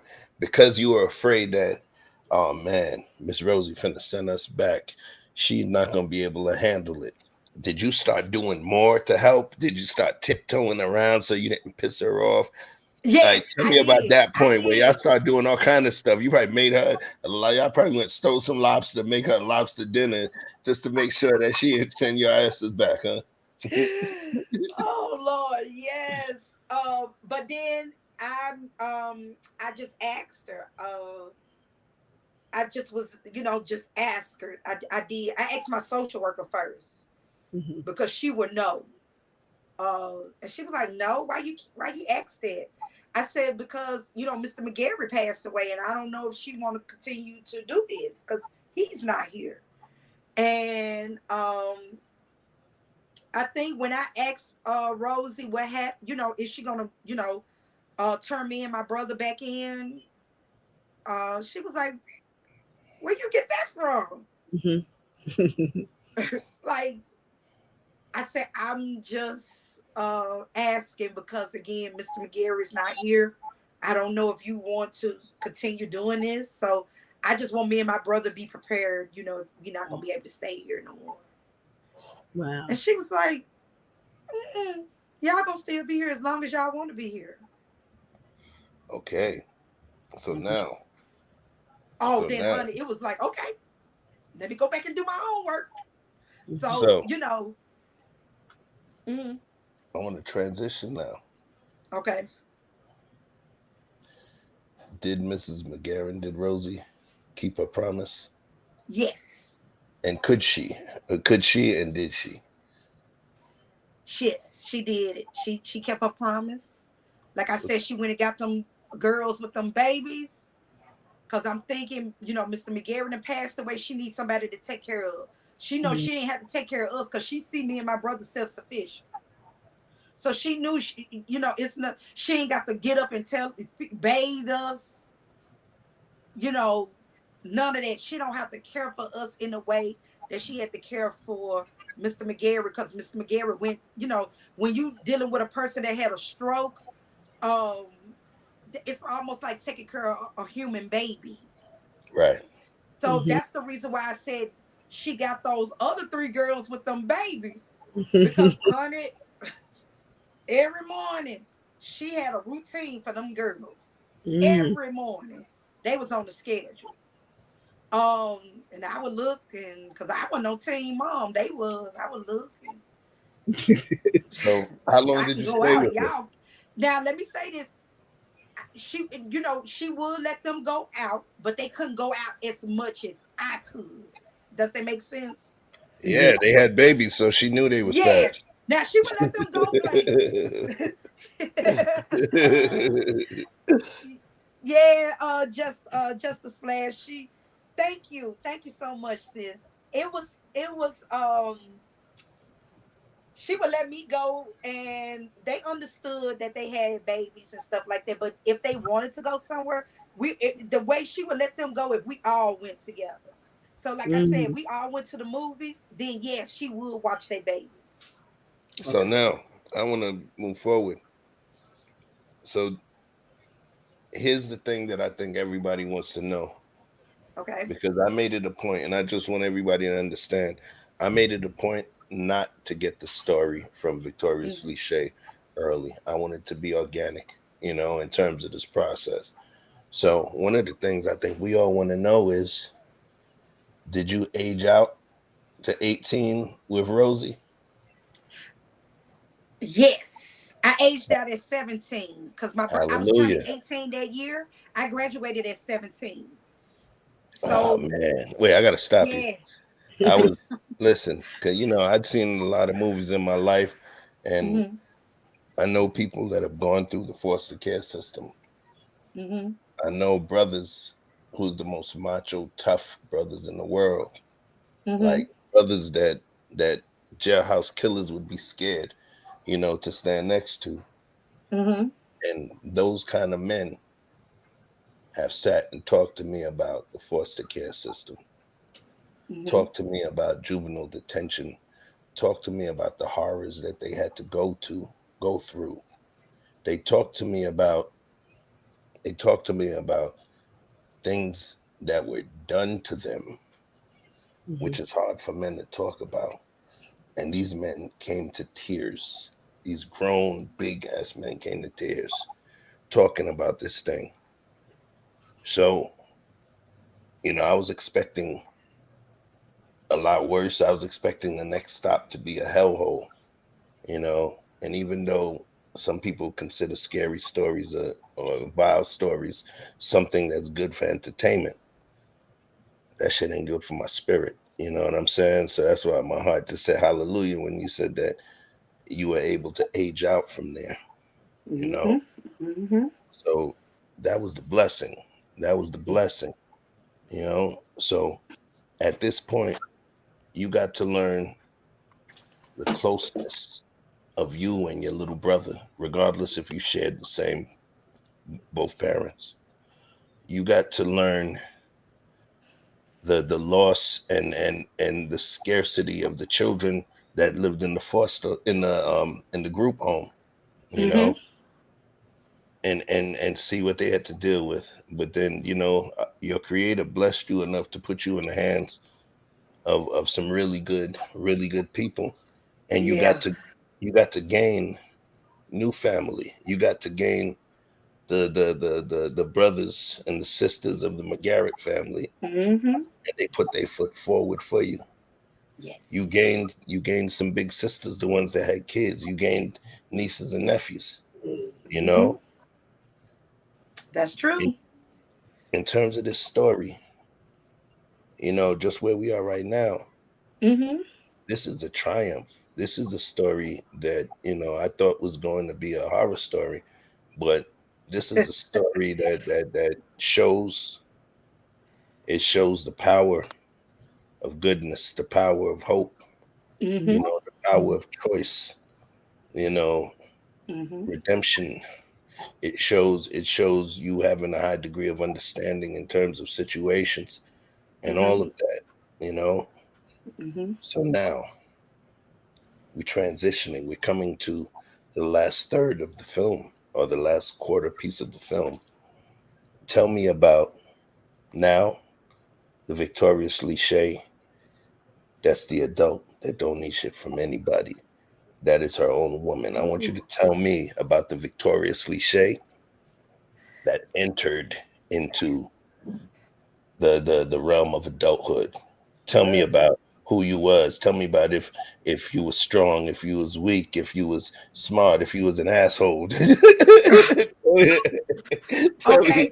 you know, Okay. you had a chip on your shoulder. Who was that woman that entered Yeah, into I had adulthood? that chip on my shoulder, Chef. And I had the chip on my shoulder for my parents. Because I felt like they failed me. Both of them. Not just one, but both of them. But I held my mom to that higher standard for some reason. Because I felt like she should have known better. For some reason, I just felt like she should have known better. And I gave her the most grief. Okay.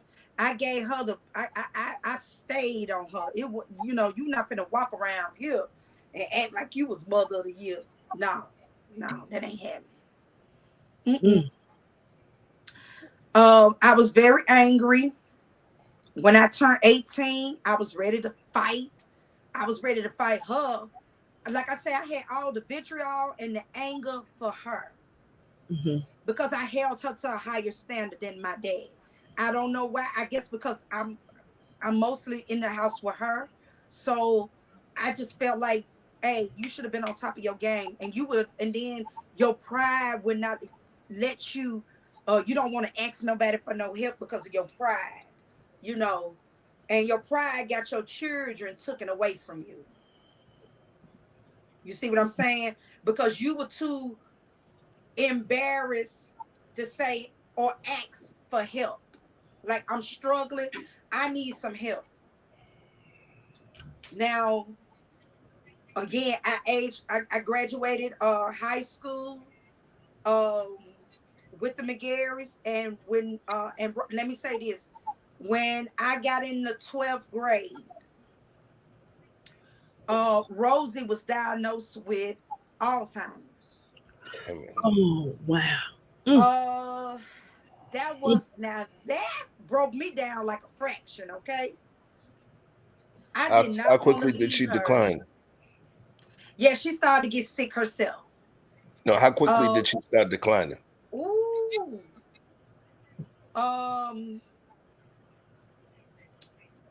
She started declining. Okay, so I'm thinking like 2 years after Mr. McGarry passed away, she got sick.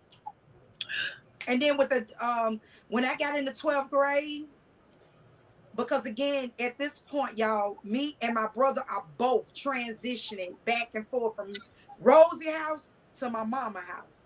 Rosie house to my mama house. Okay. So during school nights, we were at Rosie. Weekend over there with mama. At this time, my mama had become a Jehovah's Witness. Honey, let me say something. I do not practice Jehovah's Witness. I have no issue with them people. But them folks told my mama, if you and homeboy gonna be in here, y'all gonna have to get married. Y'all cannot be shacking up in here and be a part of this religion. You can't. Okay. When they found out that we were in foster care, oh child, they rolled my mama like Bronco Bill. Do you hear me? Honey, they didn't even know that my mama had children. Okay. Because they didn't see us. They didn't see us when I got into 12th grade. That's when they start to see us. They start to see my brother more because he was actually over there with her more than me. Does that make sense? Yeah, because she was older and he wasn't. Well, because I wanted to finish out that, I wanted to continue to go to that school. I didn't want to be uprooted. Okay, so you stayed Miss Rosie. I stayed with Rosie because okay. I didn't want to leave that school. All my friends is at this school, and I wanted to graduate with that class. I did not want to go to another school, which I had friends in that area where, because my mama still stayed in the same damn neighborhood, y'all. She never moved out that goddamn neighborhood. Well, Miss Rosie still declining when you was in school. It got worse when I graduated. Okay. And that's when I went on and emancipated myself at the age of 18. You emancipated yourself. And so I had to go stay with my mama. I was back and forth with Rosie. I stayed until I was 18. I was turning 18 that year. I graduated in June.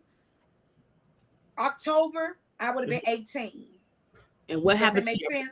Yeah, what happened to your brother? My brother was already with my mama. Oh, so he already went back home. He was already back. The transition. Okay. They transitioned us real smooth, y'all. So let me say this. On the weekdays, we were with Rosie because we went to school. We didn't want to go to another school. We got tired. You know, when we were with my mama, we moved a lot, y'all. We moved a lot. Okay. So again, when we was with Rosie, it was a sense of togetherness. You ain't got to worry about nothing. Bam. You get what I'm saying?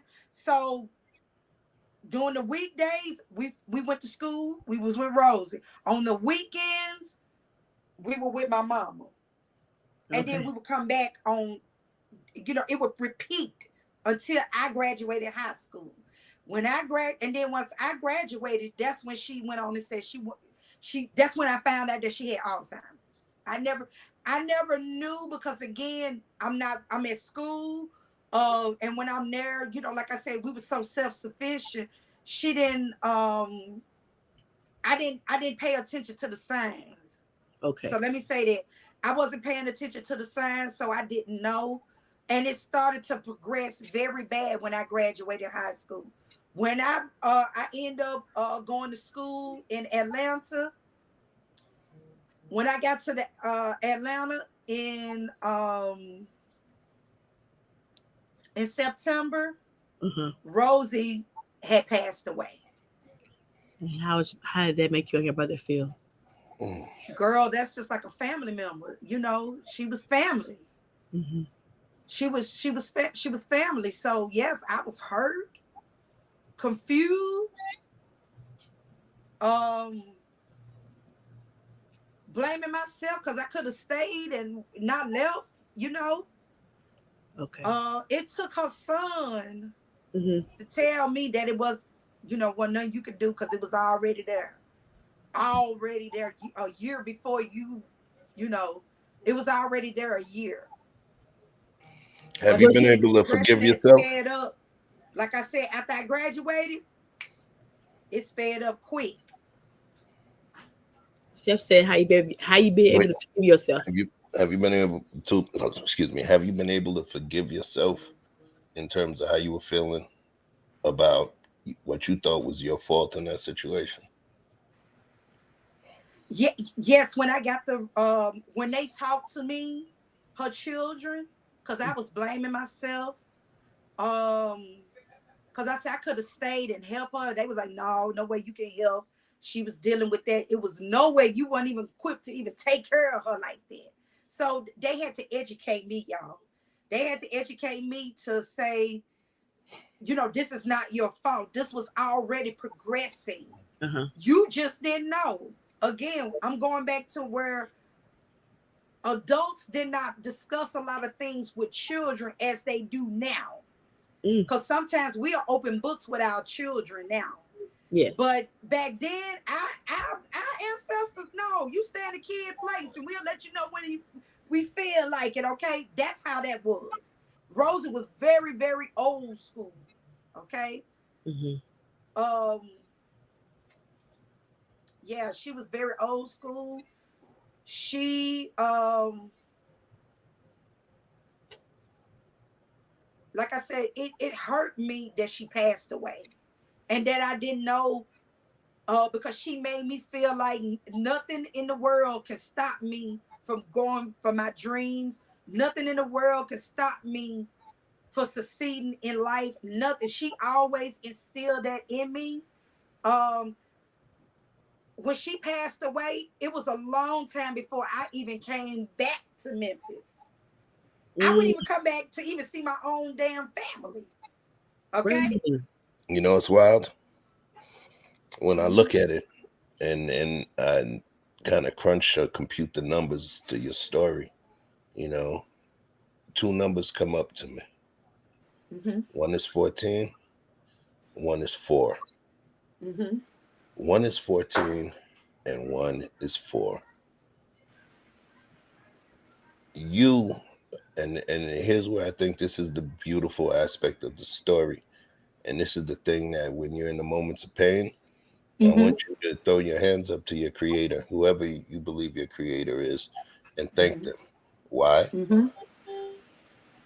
It took 4 years for a stranger to show you the love, the protection, and all of that your mom was not able to show you within 14. Because you got over there, you were 14 years old when you got with the McGarretts. Correct. And you were able to live a life with all of the options, chances, hope, opportunity, and love that you weren't able to experience before from this couple. Even though your parents were not together, and the only man that you knew that was around your mom was addicted to the narcotic. The drug. Right. You got to see a successful Black family, a successful Black couple that was there, that showed each other love and showed each other so much love that when they gave all of the love they had to give to their children who became grown and had their own children, they chose to dip themselves back into the pool of life to show that love to some other children. Absolutely. It's almost like they came out of retirement for your ass. You understand what I'm saying? And that's you know, it's important for you to think about it like that. Even if it was only 4 versus 14, the last living gift that couple, the McGarretts, gave, and I'm gonna remember this story, the last living gift that was given of the love of the McGarrett couple was you, your brothers, and it almost seems as though they got the older girls with the children almost to be able to help you guys as well. You know, when I say it like that, you understand where I'm coming from? Yeah, I'm saying, because sometimes people have a tendency to give their parents a lot of grief, you know, and sometimes they may not understand the master plan because it may not make sense. I'm a weird dude, so people will tell me no, but then after they see my plans, you know, reveal itself, it's like, damn. Absolutely. You know? And I want to talk and to I'm you cool about with and again, I'm cool with all my foster sisters that were in there with me. We still friends to this day. When I go home, I make sure I put my eyes on when I go home. Wow. We communicate through Facebook, phone, you know, everybody working and, you know, and stuff like that. So I still try to make sure I put my eyes on them and see them while I'm in town, you know, because they don't know when I'll be back again, okay? They just don't know. Okay, so now I want to talk. And sometimes I'm the one that says that sometimes we have to give some our parents, you know. And this is me putting myself into your business. You know, you may be like, man, shut up, Chef. Man, you don't tell me what to do. Well, I'm gonna still say it anyway. All right. Okay. You're entitled to your opinion, Chef, so I can't knock you for that, sir. Daddy. I want to talk about Daddy. Yeah. One of your biggest things that you mentioned was the hurt that you felt when he told the judge he can only take you and not your little brother who, and Mm-hmm. you were his child. But do you ever think that maybe he felt that he may not have been equipped for two? Okay. I'm glad you brought that up because guess what, Chef? He did tell me that. Oh. He told me that. So thank you so much, Chef, for bringing that up because let me tell you, for a long time, I was angry with him. And I finally had to have a conversation with him. And we had the conversation because, again, I had already had it with my mom, but I hadn't had it with him. And again, it took a long time for me and my mom to just be able to gel together and be able to coexist with one another. Because again, she was always in denial. She didn't want to own up to what happened. But my dad, on the other hand, he was a man. He stood in it, Chef. He stood in his boo-boo. He stood in it. 10 toes down. Yeah, because ain't no, I mean, like I told my mama, because she felt like I gave him a pass. I can't give him a pass when he already apologized for the wrong. He stood in his stuff and he said, yeah, I messed up. He held himself I accountable. wasn't equipped to take care of no teenage girl. Mm-hmm. And I promise y'all, I had my guns cocked for him.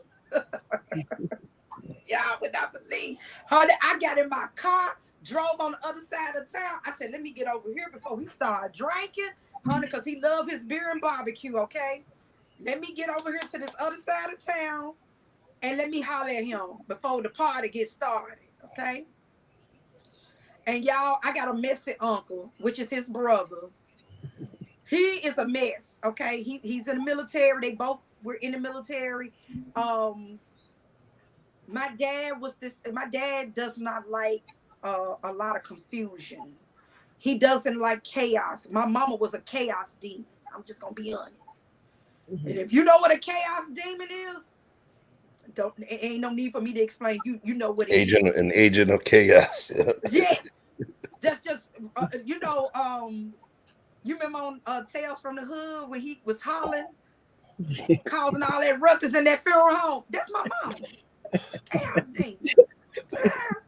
My daddy was not going. He is like, look here, lady. I'm gonna let you sit over here. I'm gonna let you do your thing, and I'm finna go home. I'll come back when you calm down. That's how my daddy is. I had to learn that from him because I was a chaos demon. Because I got it from her. I got that energy from her. So yeah, I used to be the same way too. It was my dad. My dad was I'm just gonna be honest, Chef and Andrea, he stood in it. He told me we had the conversation, and like I said, I had my guns cocked because I was ready for him because I already had my guns cocked for my mama. Now I got my guns cocked for him. Let's get it, let's go. You know what I'm saying? Because I'm ready to go ahead and unleash the dragon on both of y'all. I already got her. Now it's time for me to get you. I couldn't even do nothing because the man already had he stepped up and he admitted to his wrongdoings, y'all. He said he wasn't equipped to take care of me. And he thought that, he just thank God that I went to a good foster home. He took the wind out the sails. He burst your bubble. You was ready to come through. You was a full balloon ready to pop off, and he just let the air out of your shit. I had my night I was ready because, baby, I promise you, baby, I made sure I had on some comfortable clothes. I said, because if he get wrong one time, I'm gonna fight his ass. Okay. You know what? So this is the piece that I want to get to. Mm-hmm. I'm glad he did it, and I want you to understand that right there was the best thing ever that he could have done. And when I say it like that, one of the things that's important for us, people think that when you forgive somebody that you're helping them not be accountable. But folks don't understand that when you forgive someone, you are taking shackles off of your heart. You're taking a 52-ton blanket off of your back because you carry that hatred around. Absolutely. That hatred has an impact on the way you see things. That hatred has a impact on the way that you feel. That hatred has an impact on how shit tastes and what you smell. You know what I'm saying? That pain, that all of that. And the thing is, my mom used to say, you have to learn how to forgive the people that never apologize to you. You have to. And what happened was you went to hold them accountable. You went to go take something from him. You went to go take his accountability from him and force it in his face. And you got there, and all he did was he acquiesced and gave it to you on a silver platter. Maybe he was waiting for that moment. Do you realize that maybe that pain was sitting on his chest and his heart? Because remember, we as men, as fathers, we have the burden of performance, whether we live in the home or not with that child. We have the burden of performance. We better stiff upper lip, come with the check, pay this bill, pay for the kid, no complaints. Don't nobody give a shit if what we're going through, you know? And to think, and then even you said that he was coming footing up bills even when he was gone from your mom, and he put the money into your hands, right? It tells me that he was a good dad, and that you held him to a level of scrutiny because of the one decision. But in terms of when you said that, the way you were ready to throw down if he got out of pocket. Oh, and he literally thing. It almost feels like he saw you coming and he had been waiting for that moment. And it almost feels like, I'm going to be dramatic, like he got on his knees and he said, I'm so sorry.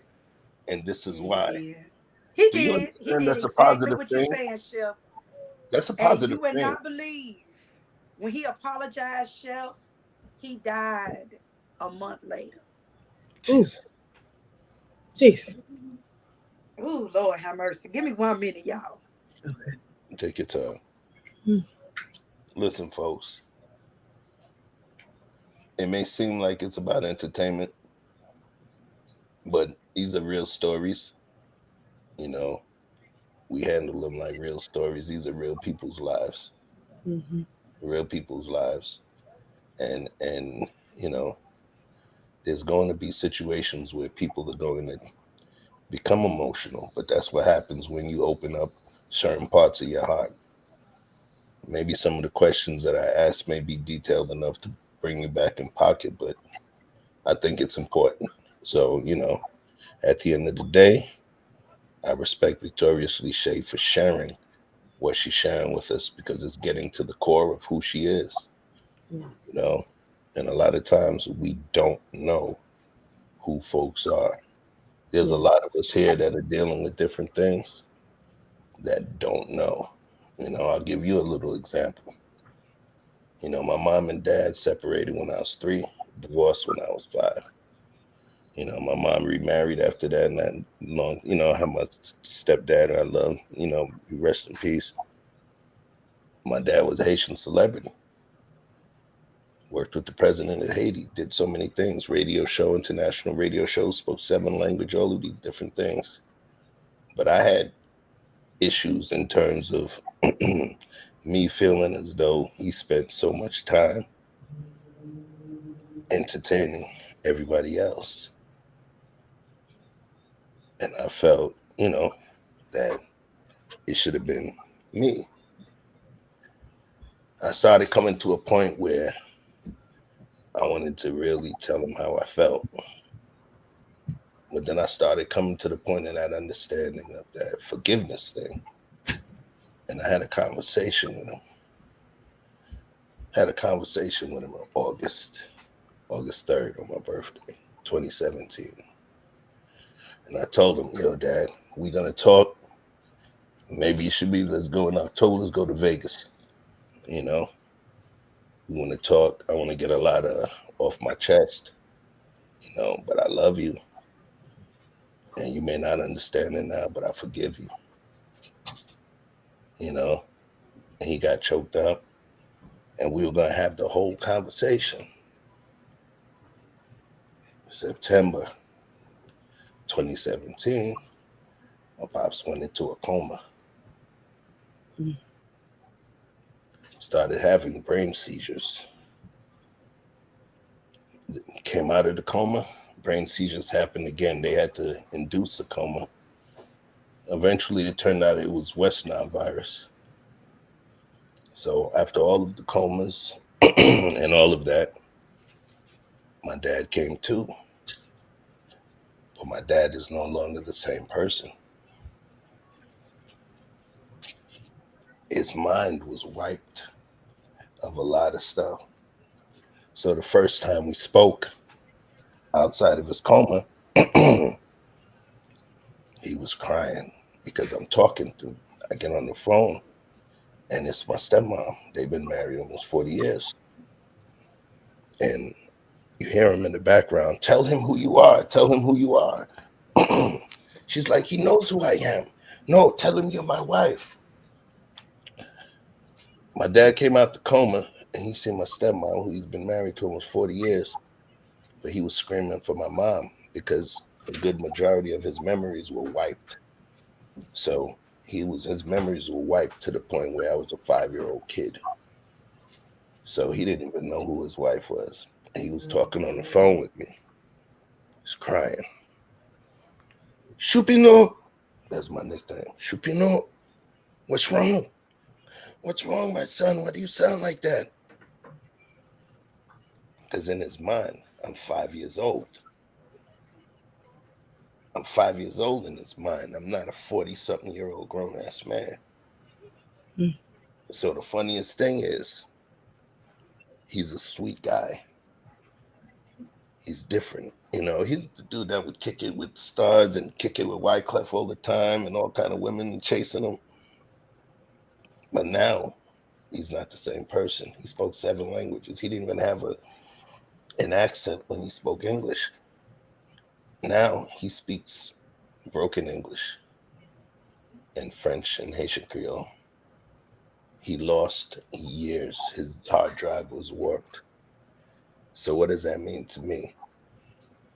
The man that I wanted to have an opportunity to make all of these amends with doesn't exist anymore.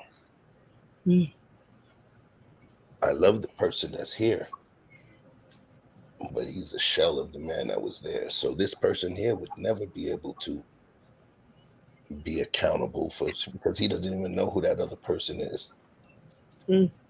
So I say all of that to say, and it was important, that's why I didn't want to make this about me. But when you talked about your dad, I thought about it, you know. Sometimes you got to give these dads grace, man. Yeah. You're right, Shay? Yeah, I'm okay. I just had to scream, honey, because everything Chef was saying, it played right up to what he did.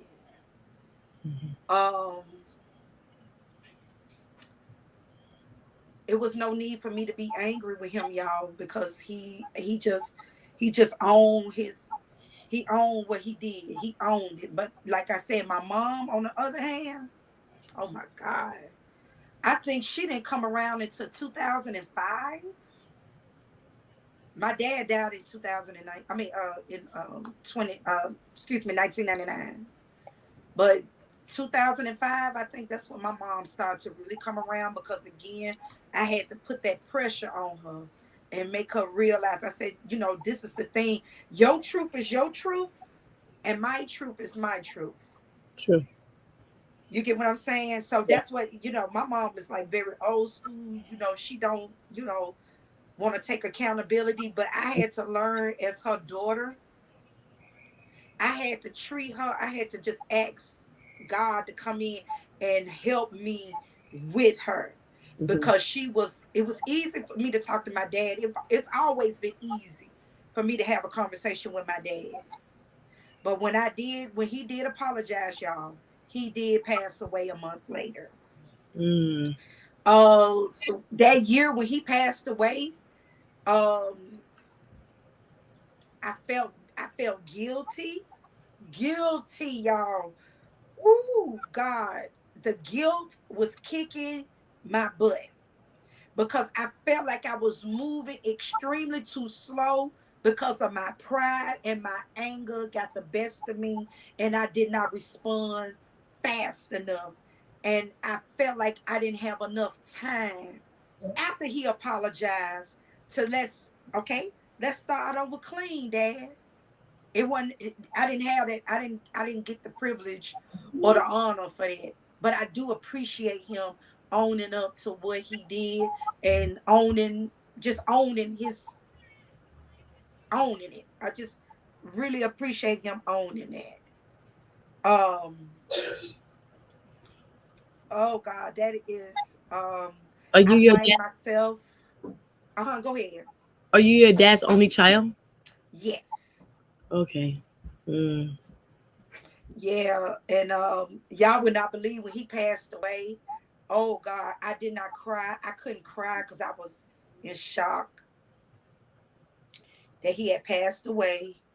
Um, my cousin, one of my older cousins, um, I was sitting between him and my uncle, and my cousin broke down like that was his daddy. All my cousins, I'm looking at them, y'all. They breaking down. They breaking down. Um, Yeah, it's just something with him. I don't know. I'm just real tender and sensitive with him. I don't know. It's because I was waiting on him to pull that same fool la la that my mama pulled. Mhm. Like I say, it took me a long time. It took me years to work on her. I had to ask, pray and ask, hey, help me guide my lips with my mama. Show me a way to talk to her so she won't be offended so easily. So even to this day, y'all would not believe this. I still have to give disclaimers. Just like we give warning signs to swim at your own risk. Mhm. Enter at your own risk. That's how I have to do with my mom. Because she is so easily offended that, again, trauma that she dealt with as a child, and she didn't have the opportunity to address, her parents and, have her say with them. Um, I always have to let her know. Now, to this day, me and her got the perfect relationship. We like sisters. She texts me every morning, y'all, knowing I live on the West Coast. And she would text me, and it'd be like 3 and 4 o'clock in the morning, my time. But now that I work nights, she texts me, and she'll call me if she can't sleep. Like she told me, she said, I'm having trouble breathing. Mhm. I can't breathe because it's been raining extremely bad here in Nashville. I said, Mom, you need to do a breathing treatment. Your When it, asthma's finna get ready to start flaring up in a minute. So go when ahead it and do it before it get bad. She forgot to do the breathing treatment. when it comes to your dad, this how I felt about my mom because it was difficult. She's not old school too. But when Mm-hmm. I grieve my mom, but what I grieve is all the wasted time being angry with her. Yeah. Same It, with me with my daddy. you feel Yeah, me? I think that's Like, the most hurtful. yes, it's the weight. It's the Yeah, waste. like It's girl, the you wasted holding on to time. that anger, girl. That Yeah. anger is the devil and the beast. Okay, Yes. it is So not good. let's Yes. do this. This is going to be important too, because we talking some really serious stuff, and I swear, I sincerely appreciate you sharing and letting us in, and opening up for you, opening up that emotional bandwidth to share so much. Mm-hmm. This is something that I want to say. Call it my gift to you, or just call it my prescription, or whatever. Mm-hmm. Change my name from chef to doc, right? Real quick, right? Everybody is not verbal. There's people that say, what's love? People say love is a word. People say love is a noun. Some people say love is a verb, where it's actions, right? Mm-hmm. There's people that are out there that it's hard for them to say sorry. There's people that are out there that are unable to say sorry. It's hard for them. They don't know how. And sometimes, especially if the thing that they're apologizing for was them at their lowest, in order for them to honestly and sincerely reach back for a sincere apology, they have to thrust themselves psychologically and emotionally into that dirty, nasty hellhole of an existence that they lived before. And for people that are dealing with substance abuse and addiction, part of the fight is moving away from that hellhole, you know? So what not Chef, but Doc says is this: you may have to accept the apology she didn't give, or understand a different aspect of the love language where she potentially is apologizing to you with being there for you, being consistent with you, talking to you, calling you every day. But in order to lower herself into that apology that you may feel that you need, they bring her to the depths that she's been attempting to escape for a good part of her life. So at some point, you can't get blood from a stone. You understand? Yeah. And at some point, I want you to think about it like you had four parents. One that was not great, the other that was not as great as you would have wanted him to be, but when you look in retrospect, you understand the value of him. And then you had two awesome parents. You got to live a life, you know? Yeah. And the beauty of it is that you could sit here with your nice ass hairdo, giving them the people's shoulders with them nice glasses, and to smile with that little chip on your shoulder that you know. Thank you. That you did it and that you made it. You understand? Yeah. Tell these people about what you're doing right now. Tell them about what that little girl that went through all of those things. Tell them about what makes that little girl a freaking awesome woman today. It showed me how to be very compassionate with people. I'm an empath. I had to learn to be that way because I went back, like I said, with all that anger, holding all that in, scared to say something because I'm scared I'm gonna hurt your feelings. I don't want to hurt your feelings, but I will bottle up whatever I feel because, again, I don't want to hurt you. But at the same time, I'm hurting myself by not saying anything. Okay. I had a sister circle, still got this sister circle to this day. We all live out here in Arizona right now. If it weren't for those young ladies that showed me how to talk and how to be able to express myself, and it's okay. I don't know what I would have. I don't know right now what I would have been at this very moment. I don't know what my life would have turned out to be. At this very moment, I would not know. I am very fortunately very blessed that I have my sister and my brother. They are my support. It's not a day I can't even call them and say, hey, I'm feeling this type of way. I'm feeling this way. I got I call him the little big brother because he want to be the daddy because he always in daddy mode. Because he also have children. My sister, we just gel.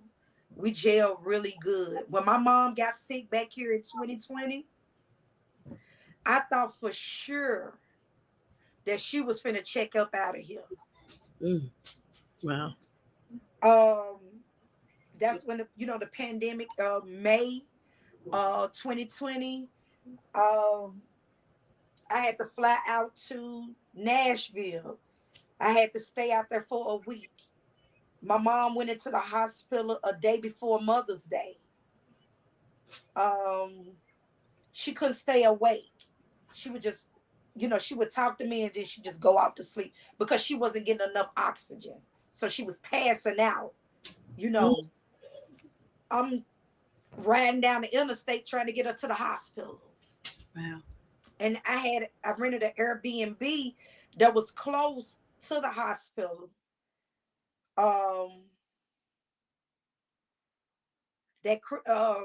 That because 2020, I think I'll never forget. What's her name passed away too. Betty Wright passed on Mother's Day of 2020. And that's my mom's favorite singer. I didn't even want to tell her that Betty Wright had passed away. Wow. Mom, the nurses at that hospital was in tears when I would call up there, because y'all got to remember, we in the heart of the pandemic. I could not go in that hospital.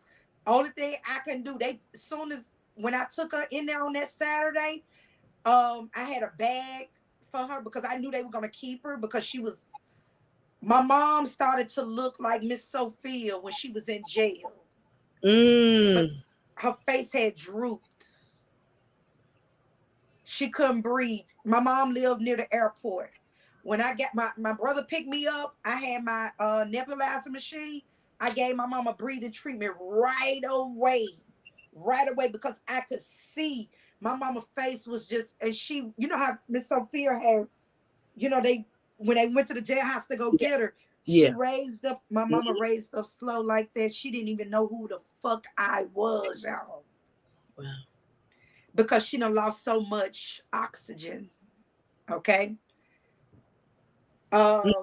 So I told my brother, I said, look, I'm gonna do this breathing treatment. Let's see if that works. Because I was so scared to take my mama to the hospital. I thought my mama wasn't gonna come back. I was just not prepared for that. I wasn't. She went. When I took her, I dropped her off, y'all. When I dropped her off, they put my ass out that hospital. Okay, we got her. That's what they like. Okay, we got her. Have a good day. We'll call you and let you know.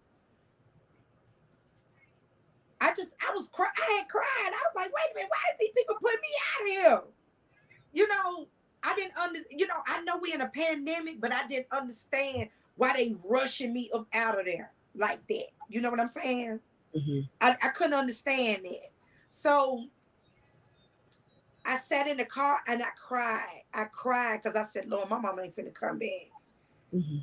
I told my mom, I said, look, don't let them put that tube down your throat. You really gonna be out of here. I said, I think they need to do is give you a breathing treatment, get you some oxygen, because that's what's wrong. My mama's face had turned different color. Her skin had turned different, was dark, like almost death. You know how when you die and when you how you sit in the funeral home for so long and your skin started to turn gray. Black people turn gray. That's how my mama's skin was. So I said, this is death, honey. This is death staring me right in the damn face. Okay. My brother didn't understand it. My sister was very nonchalant, and I was trying my best not to entertain her. Okay. Because I understood her relationship with her is not going to be the same as me. You get what I'm saying? Her relationship and my relationship with our mama is different. Yeah. My mama can't call my sister and send no silly or send a silly TikTok video and say, you see this silly stuff? She can't do that with my older sister. They don't have that type of relationship, but me and her do.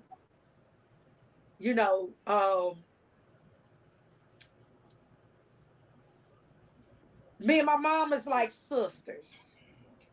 So she'll listen to me before she listen to my brother or my sister. She's not gonna listen to them. But she'll definitely listen to me. She know I'm gonna make sure she's straight. She know I'm gonna make sure of that. My mama could not remember her PIN number to her bank account. Little stuff like that, because again, she been sitting in this you know, she just been in this, and she was so jealous, y'all. Let me tell you another thing before I skip.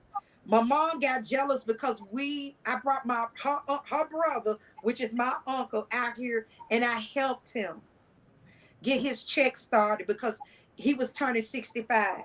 Don't you know, my mom ain't never called and asked for no money.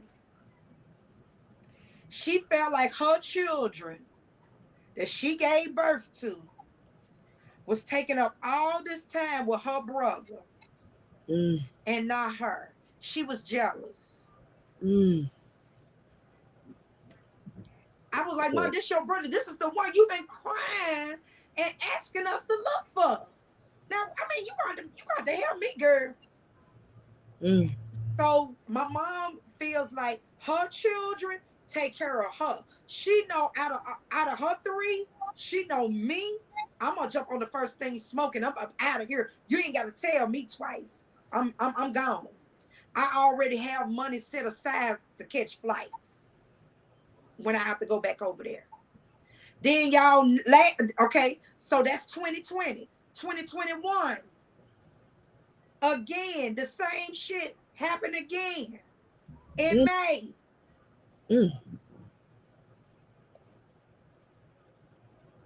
I said, okay. I'm not understanding this because what the hell is going on? I stayed with my mama for like 5 months. I was out there for 5 months. I came back to AZ. I was gone for 5 months. I was in Nashville for 5 months. Wow. With her, just to watch her, to see what was going on, y'all.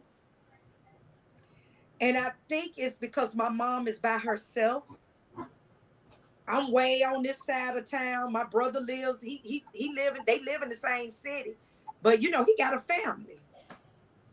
My sister's in Memphis. She got her family. I'm the only one that don't have any children. So it would be feasible, like I told him, me and my brother and sister, we had this conversation. It would be easy for me to take her than y'all. You get what I'm saying? First, I got the training. I got the training in healthcare to take care of elderly. Second, y'all got family and I don't.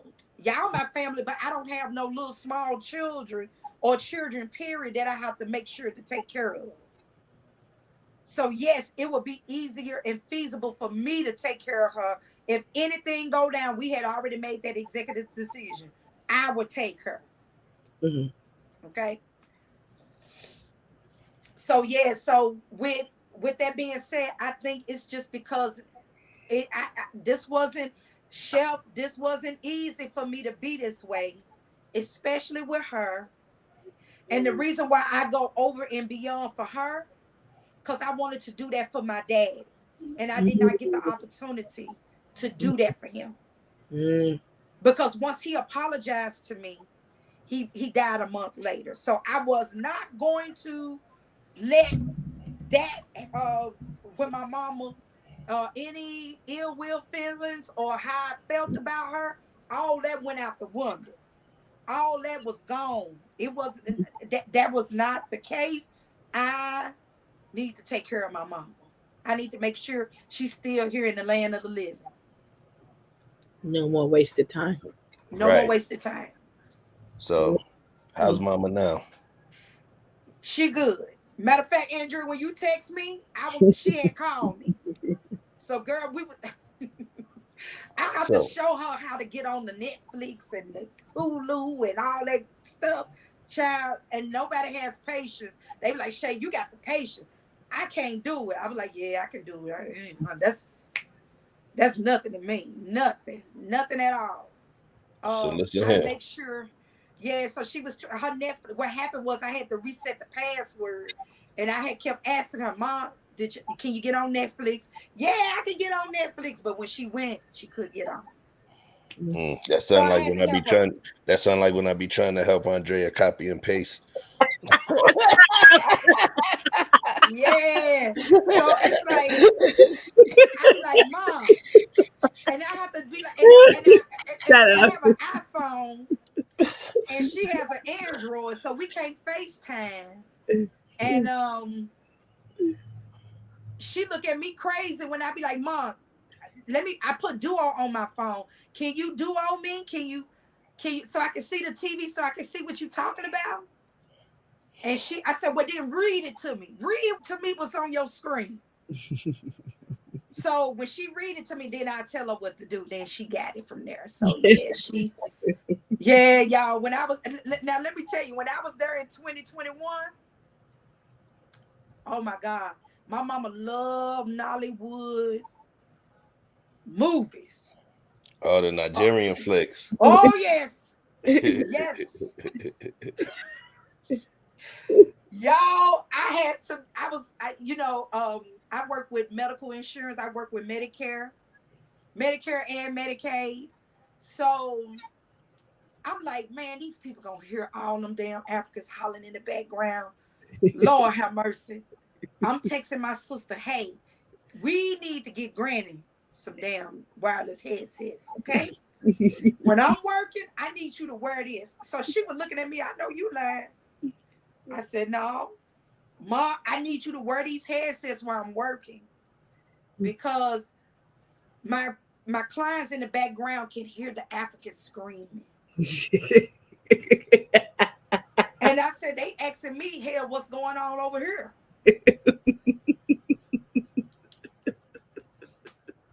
Y'all, it was a struggle. Thank God for my brother, because my brother, y'all, he would bring me edibles. I'd be like, bro, Mom won't turn this TV down. This TV is loud as hell. She talking about it's something wrong with the TV, and I know damn well ain't nothing wrong with this TV, because you just bought this TV last year. This TV ain't even a year old. Because my brother came to Vegas in 2020 for my birthday, because he had never been on the West Coast. Mm-hmm. Y'all, she talking about it's something wrong with the TV because the volume goes up and down, up and down. When my mama got out the hospital, y'all, and she was watching them damn Nollywood videos, and they was screaming, I thought somebody literally was coming in on us. I said, see, I said, Lord have mercy. I said, look here, Granny. I can't deal. You're gonna have to find something else to watch to put you to sleep. Okay? Put on the Waltons. I don't give a damn, the Beverly Hillbillies. Somebody, but don't play them Africans, okay? I promise y'all, I jumped as high as a cat's damn back out of that damn bed because I thought somebody was coming in on us. Them goddamn Africans were screaming in the background. You're on mute, Chef. You're on mute. Chef, you're on mute. Lord. Peace to the Africans. No. Peace to the Africans. So listen. So that's the reason why I got Netflix, so that she can watch the real African movies, not the ones that they filmed on the iPhone. Okay. There you go. Peace to the West African brothers and sisters that still filming on the iPhone. Don't let Shay bust your bubble, yo. Don't worry, you're gonna make it one of these days. Man, right? I like the movies too. You got you, yo. When they get to screaming, I'm asking her why they scream like that. So Shay, mm-hmm. You came through a lot. You know, I thought your story was gonna be worse, right? Mm-hmm. But the thing is, I think that your story speaks to blessings. Yes. Blessings, because for every one of your stories in terms of you going and moving through that system and coming through what you dealt with at home and then moving through the system, your story is actually a success story. Yes. And in terms of ending it on the right note, I don't want it to end with you. I don't want the movie to end with you sitting at a gravestone weeping and dropping flowers.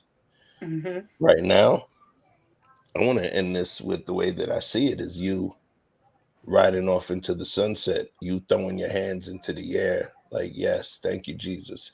You being able to inhale and exhale the pain, you know? Mm-hmm. And I think that as you go day by day, I think you're going to appreciate Mom more. And I believe that the pain, you're going to accept that apology that you didn't receive. But then by the same token, understand that in terms of her being vigilant and being in your life and being a part of your life, she's doing your apology. So, in saying all of Yeah, that, that's the piece. that's the Okay, piece. back to Doc Chef, back to Doc, from Mm-hmm. Chef to Doc. That's my prescription for you.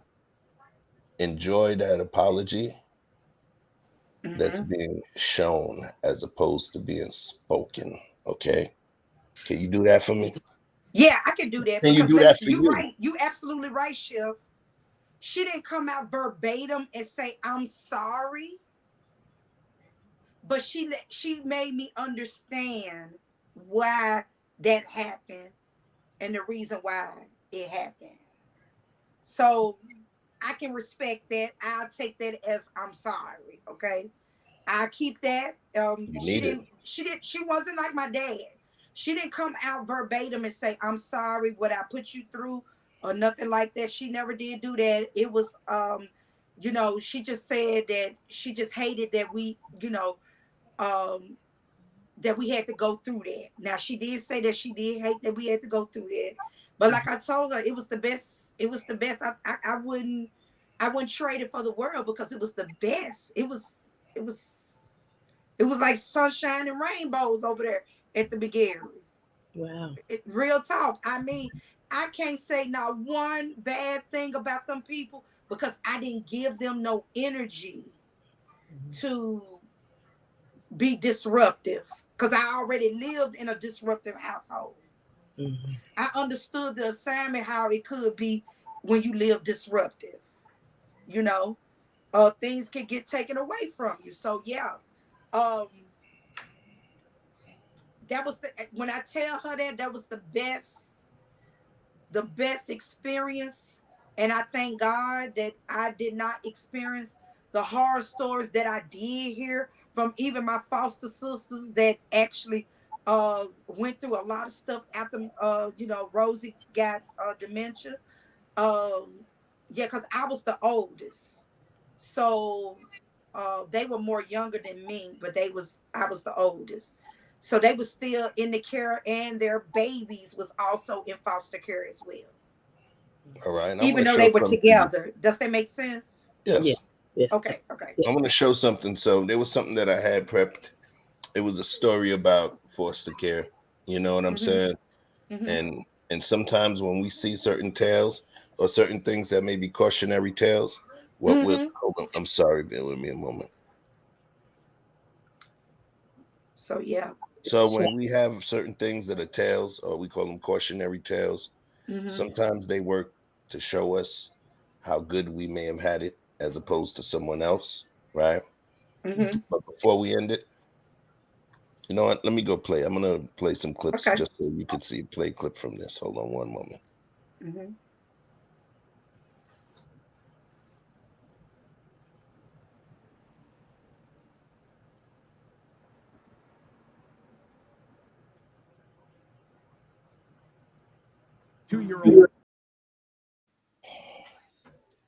So to fast forward into the story, this man who had gone through everything that he had gone through within that foster care system,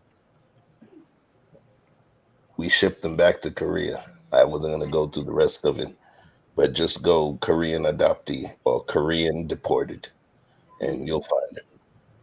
But Adam got shipped back to Korea, and he's a non-Korean speaking Korean Oh that's more wow. American. Literally, they even showed a point where, because he owned a barbershop in Oregon, and he actually went to a black barbershop in Korea. They have those. And he was talking to them like he just wanted to see the operation. He was telling them, yeah, I do braids. I used to have a black barbershop in the US, and now he's starting over. I just sometimes I like to read stuff or inundate myself with certain information. I didn't want your information because I wanted to keep this whole process organic, you know. Mm-hmm. But it was something that made me think about it. Use that as a cautionary tale. I want you to use that as a tale that you came through this way better. than many other people. You're actually a success story. Yes. And you know, I want to end it on that note. I want to end it on that note. I sincerely appreciate you for coming through Mm-hmm. Oh, no sharing problem. and being as open to share something like that, because it's Oh, yeah. definitely emotional. It's when somebody bears their heart. You Yeah. can't do surgery in a room that's not clean or sterile. Clean. Right. Correct. So for somebody like you to open your heart in a, let's call it a unsterile environment, because anybody could see it, Mm-hmm. that Mm-hmm. was brave. I Mm-hmm. thank you. I appreciate you. Oh, no And I problem. sincerely Thank you. pray that you take, not Chef, but the other guy, Doc, take that prescription, you Mm-hmm. know, take that prescription and start looking at the positive aspects of what you got. You a Yep. winner. You a winner. You came through this and you're able to have that division to be able to look back and understand. And we all works in progress. We all got further to go, Yeah, but that's I true. think you on your road, man. So I sincerely appreciate you for coming through, Thank you. sharing, Yeah. sharing so much with us about what you went through. It's important. Mm-hmm. And if anybody, even people that have not gone through the foster care system, just understand, take knowing about your children, how they perceive your deeds and your misdeeds and shit. It may Yeah. sound corny, it may sound cliche, No, it's on but point. but Because I'm love telling on y'all, everybody that you love. Love on yes, everybody that you love as much as you can. Squeeze them as much as you yes. can, because in the end, we don't know. We don't know when our number's up. We don't know Yeah. when we're gonna get called up. So Hmm. pay And attention to all of that. the reason why I wanted to share the story is because I knew Andrea was a foster mom. I've been known for years that she was. Um, and people represent or think that foster moms get all this bukus of money. They think a lot of them are in it for the money. Let me say this: my foster parents were not in it for the money, because you can tell the ones that was in it for the money. Mine's, like I said, I am grateful. Um, I'm grateful for the McGarrys. I'm grateful for my social worker, which was Miss Thomas. I am grateful because again, she it wasn't nothing that I could not come to her or tell her. Rosie and matter of fact, Mr. McGarry was the one said that we need to go to counseling. Mm-hmm. He was the one, and I thank God that I went, because that actually helped me to get out that, it helped me to learn how to express myself. I learned how to heal and not be so angry. But again, when you don't get that continuous counseling, that it rolled back all that help that you got. It all that stuff rolled back. And then the devil started coming and playing on your playground. And that's what happened with me. So that's why I was so angry with my mama, because she felt like everything was rainbows and unicorns. Like nothing happened. Like, I know you ain't finna walk around here, lady, and think that everything is all peaches and cream, and it ain't, honey. We ain't gonna talk about this elephant sitting up in this room. I wanted to talk. She didn't. So again, it took to 2005 that this happened. I graduated in 91. This happened in 93 when I came back home, because I ended up getting a scholarship to go to Morris Brown College in Atlanta. And again, I'm in a big city. I'm down in the A that's different from Memphis. The Memphis and Atlanta is night and day, even though they number 6 to 8 hours apart from each other. But honey, the atmosphere down there was so different. I was wild. I ain't had nobody tell me what to do. You can't tell me when to go to bed. You just can't tell me what to do. Okay. Okay, hold on now. Hold on now. Hold on now. Wait. Remember, we gave them a movie. You giving them the sequel called Victoriously Shay, Hot in Them Streets. That's the sequel. I was hot in the sequel. street. All right. We can't give them too much. They give All them too right. much. We I ain't trying gonna to give them get too the much. deal from But I Paramount was or just maybe saying, Netflix. I'm not gonna give them too much. But I just want to leave on that note. The counseling helped me and did not take me there like other people that I know. Like again, some people that I knew in foster care, because again, they out there. I mean, out there. Some ain't even here today. Yeah. Because they couldn't deal psychologically. They could not deal with the emotional hurt and pain that they went through in foster care. So again, I thank God for my foster parents. They were the best. I adored them. I still adore their family. Again, when I come into town, I make sure I put my eyes on everybody.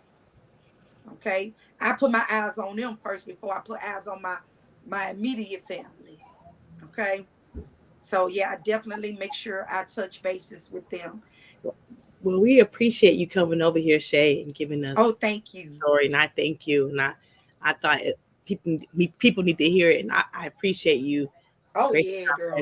I really appreciate you want to tell us. You're welcome. I think it's Thank you're you. welcome, sis. You know I love a comeback story. Yeah, it is a comeback story. It is. It's good. Again, if anybody thinking about being a foster parent, I'ma just say this: go in it with a pure heart. If you're going in there for the money, the children gonna know. Yes. Straight up, I'm being very honest. If you're going in there for the money, it's a money thing to you. Then just be a temporary housing where you can just stay there for so many, weeks or so many days or weeks until they put you somewhere else. Don't go in it for the long haul. Go in it for temporary. If you want to go in it for the long haul, make sure you go in it with a pure heart. That's all I ask. And I promise you it will come out. And those kids they're gonna receive it. What's the last thing you want to tell these people before we bring you down, Shay? The last thing I want to tell people that I am again, I'm grateful. I'm blessed that I was able to be in a good home. I don't have a horror story to tell. And I'm just thankful for the McGarrys. I'm thankful for the McGarrys and my social worker, because they both worked hand in hand to make sure me and my brother was safe, to make sure that we were secured. So I am very grateful for that. My story, I hope it helped. Help somebody, if they run across this video, to see that, hey, not all foster parents are bad. Thank you. I had mine was the greatest. I put them on that pedestal, on that high horse. They are the best, honey. I would not trade them for nothing in the world. Nothing. Peace, love, light, and rest in peace to the McGarrett family. Yes. For embracing our sister Shay within the bosom of love and caring, and making the ones that actually help make this story a success story. So Shay, I sincerely appreciate you. Thank you for sharing, opening that emotional bandwidth with us, and we look forward to the sequel. All right. So all right. You just send me an email, a DM, and let me know who you want to play you in the sequel. And then we're going to figure out the love scene with Denzel and one of them Chestnut. We're going to call the next movie is going to be called Nastily Shay. Yeah. I'm bringing you down. I appreciate you, girl. Glad after all of that so conversation. Thank you. Thank you. You have a blessed one. Woo. Listen, man. Yes. I ain't interviewing no more of your goddamn friends, man. I can't help it. I can't help it. Messing with y'all. Y'all got me on that Vivian Green. Emotional roller coaster. You know, Mama gotta say you was in your feelings. You don't know me. You want everybody to feel. You want everybody to feel. You know, I think because you know what, that your story helped me. I'm, you know, you told me that before, but your story helped me when it comes to my father. Peace, When it sir. comes, Appreciate to my father. So your story as a 47-year-old man, you're about to be 50 in a week or so. I'm gonna be 50 on Wednesday. A Wednesday. That's powerful. That's powerful to tell young brothers if they can't get along with their father and can't get the and can't get the I'm sorry's. Look at you. Look what you said. So somebody's gonna run across this video and gonna say, "What did Chef say?" So we're helping everybody. Appreciate it. Yeah. So. We had the lady that was only going to talk about she was only going to be able to be up for an hour. Look, we got her ass, didn't we? You don't know shit, but it's all good. She was like, "Look, shit, I'm only going to be able to be here for an hour." In the back of my mind, I'm like, yeah, all right. Well, yo, appreciate you. Thank you for being a pivotal part of this and introducing different folks and special, unique souls into this ecosystem. I couldn't do it myself. You already know. So please, outside of what I said, please let these folks know what makes you a special, unique soul within this universe, Andrea Lynch. Besides being the chick that don't know how to put her shit on Do Not Disturb during the show. But tell them the other unique parts of your ass. I have my shit on Do Not Disturb, okay? But I'm Andrea Lynch. I got a new channel. It's called Just Andrea. Help me subscribe, share it out. I'm trying to get to my 1,000. So please help me with my new channel. I would appreciate that, you know.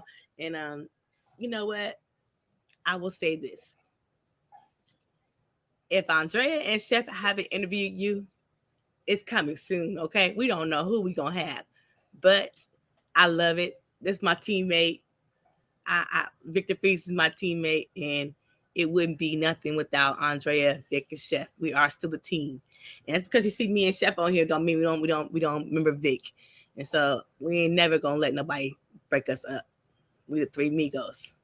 So already know. So you know what? To tell my folks, look, we got a new show on E Black's channel. It's called The Tea Ladies. Come over there. You get your reality. Get your reality. Hey, don't mind that, y'all. It's just booty call Wednesdays. Booty call Wednesdays. You see the frequency, right?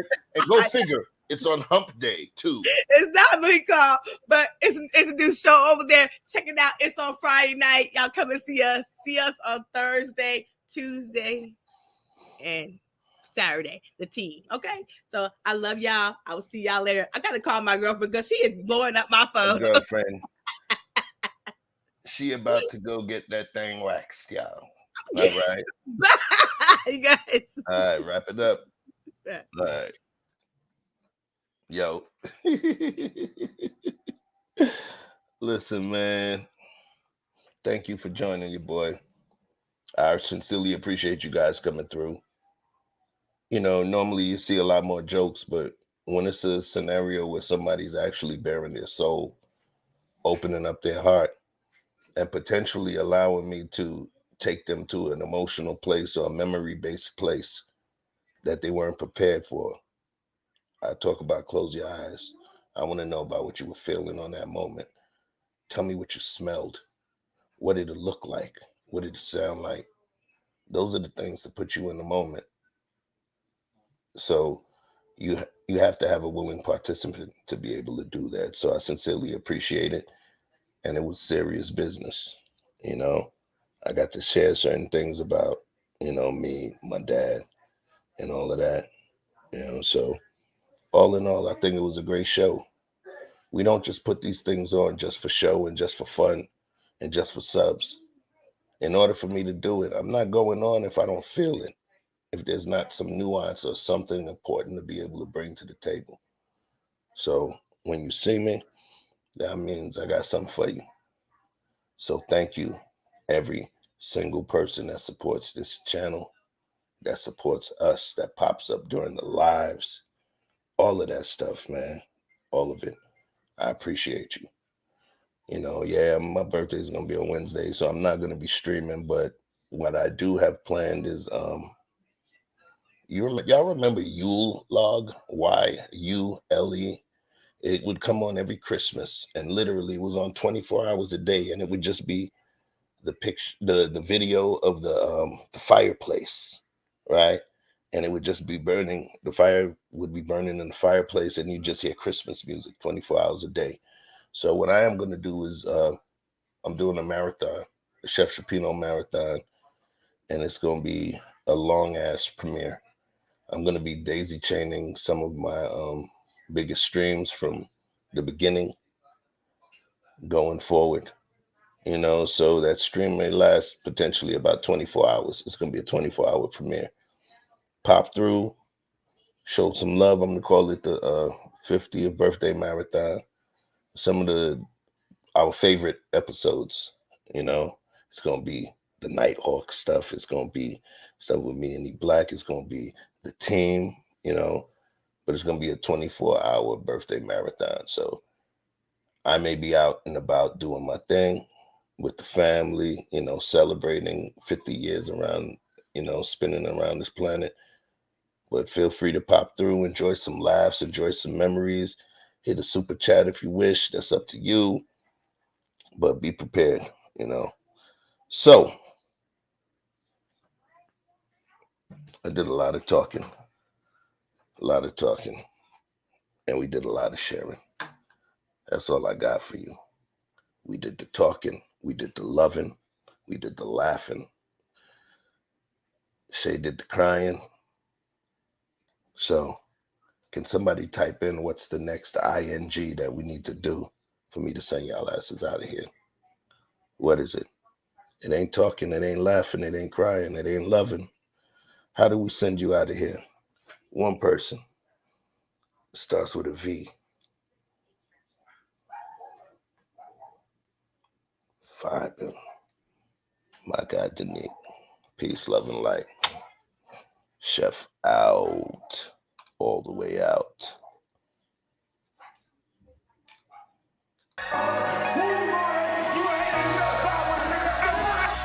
Club on jump, it's the weekend. Dream come true with the big friends. Hitting on doors, that's the defense. Rolling with all, that's the offense. Hit me, change you, let me preach it. With a bull shaking to my maybe drop pins. Today won't buy, and I say, today won't buy you the gift play. Baby, tell me what you want. Julian, I know you need fun. Ever since remember we been knocking at the door. Y'all been moving paper, we be running up the school. Y'all for that pillar, we was sleeping on the floor. West side Africa, you know the shit ain't cool. I don't care what they say. We don't care. Driving all night long. I don't care what they say. We don't care. Pop it, baby. Come roll with me. All night long. As times relax, my mind's relax. I got now from who got next. Here's my number, just send a text. You got a man and she responds, nah. Okay, showing up. I'ma let you go, don't wanna hold you up. I'ma call your phone when I put it up. Whoever let you go must be dumb as fuck. Wait for. Girl, you so fine, I'll pay for. Fly you first class to the lake for. Body so blessed, I pray for.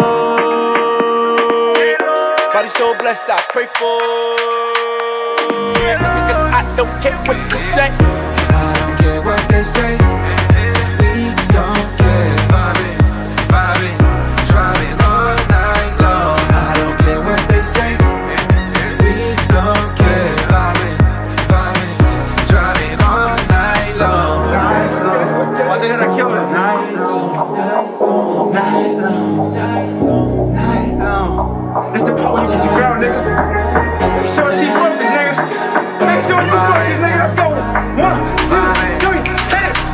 I don't care what they say. We don't care. Vibing, driving all night long. I don't care what they say. We don't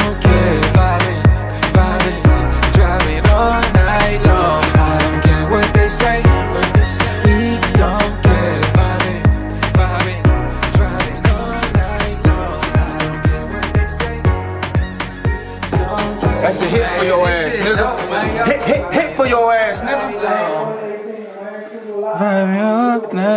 Prophet the One.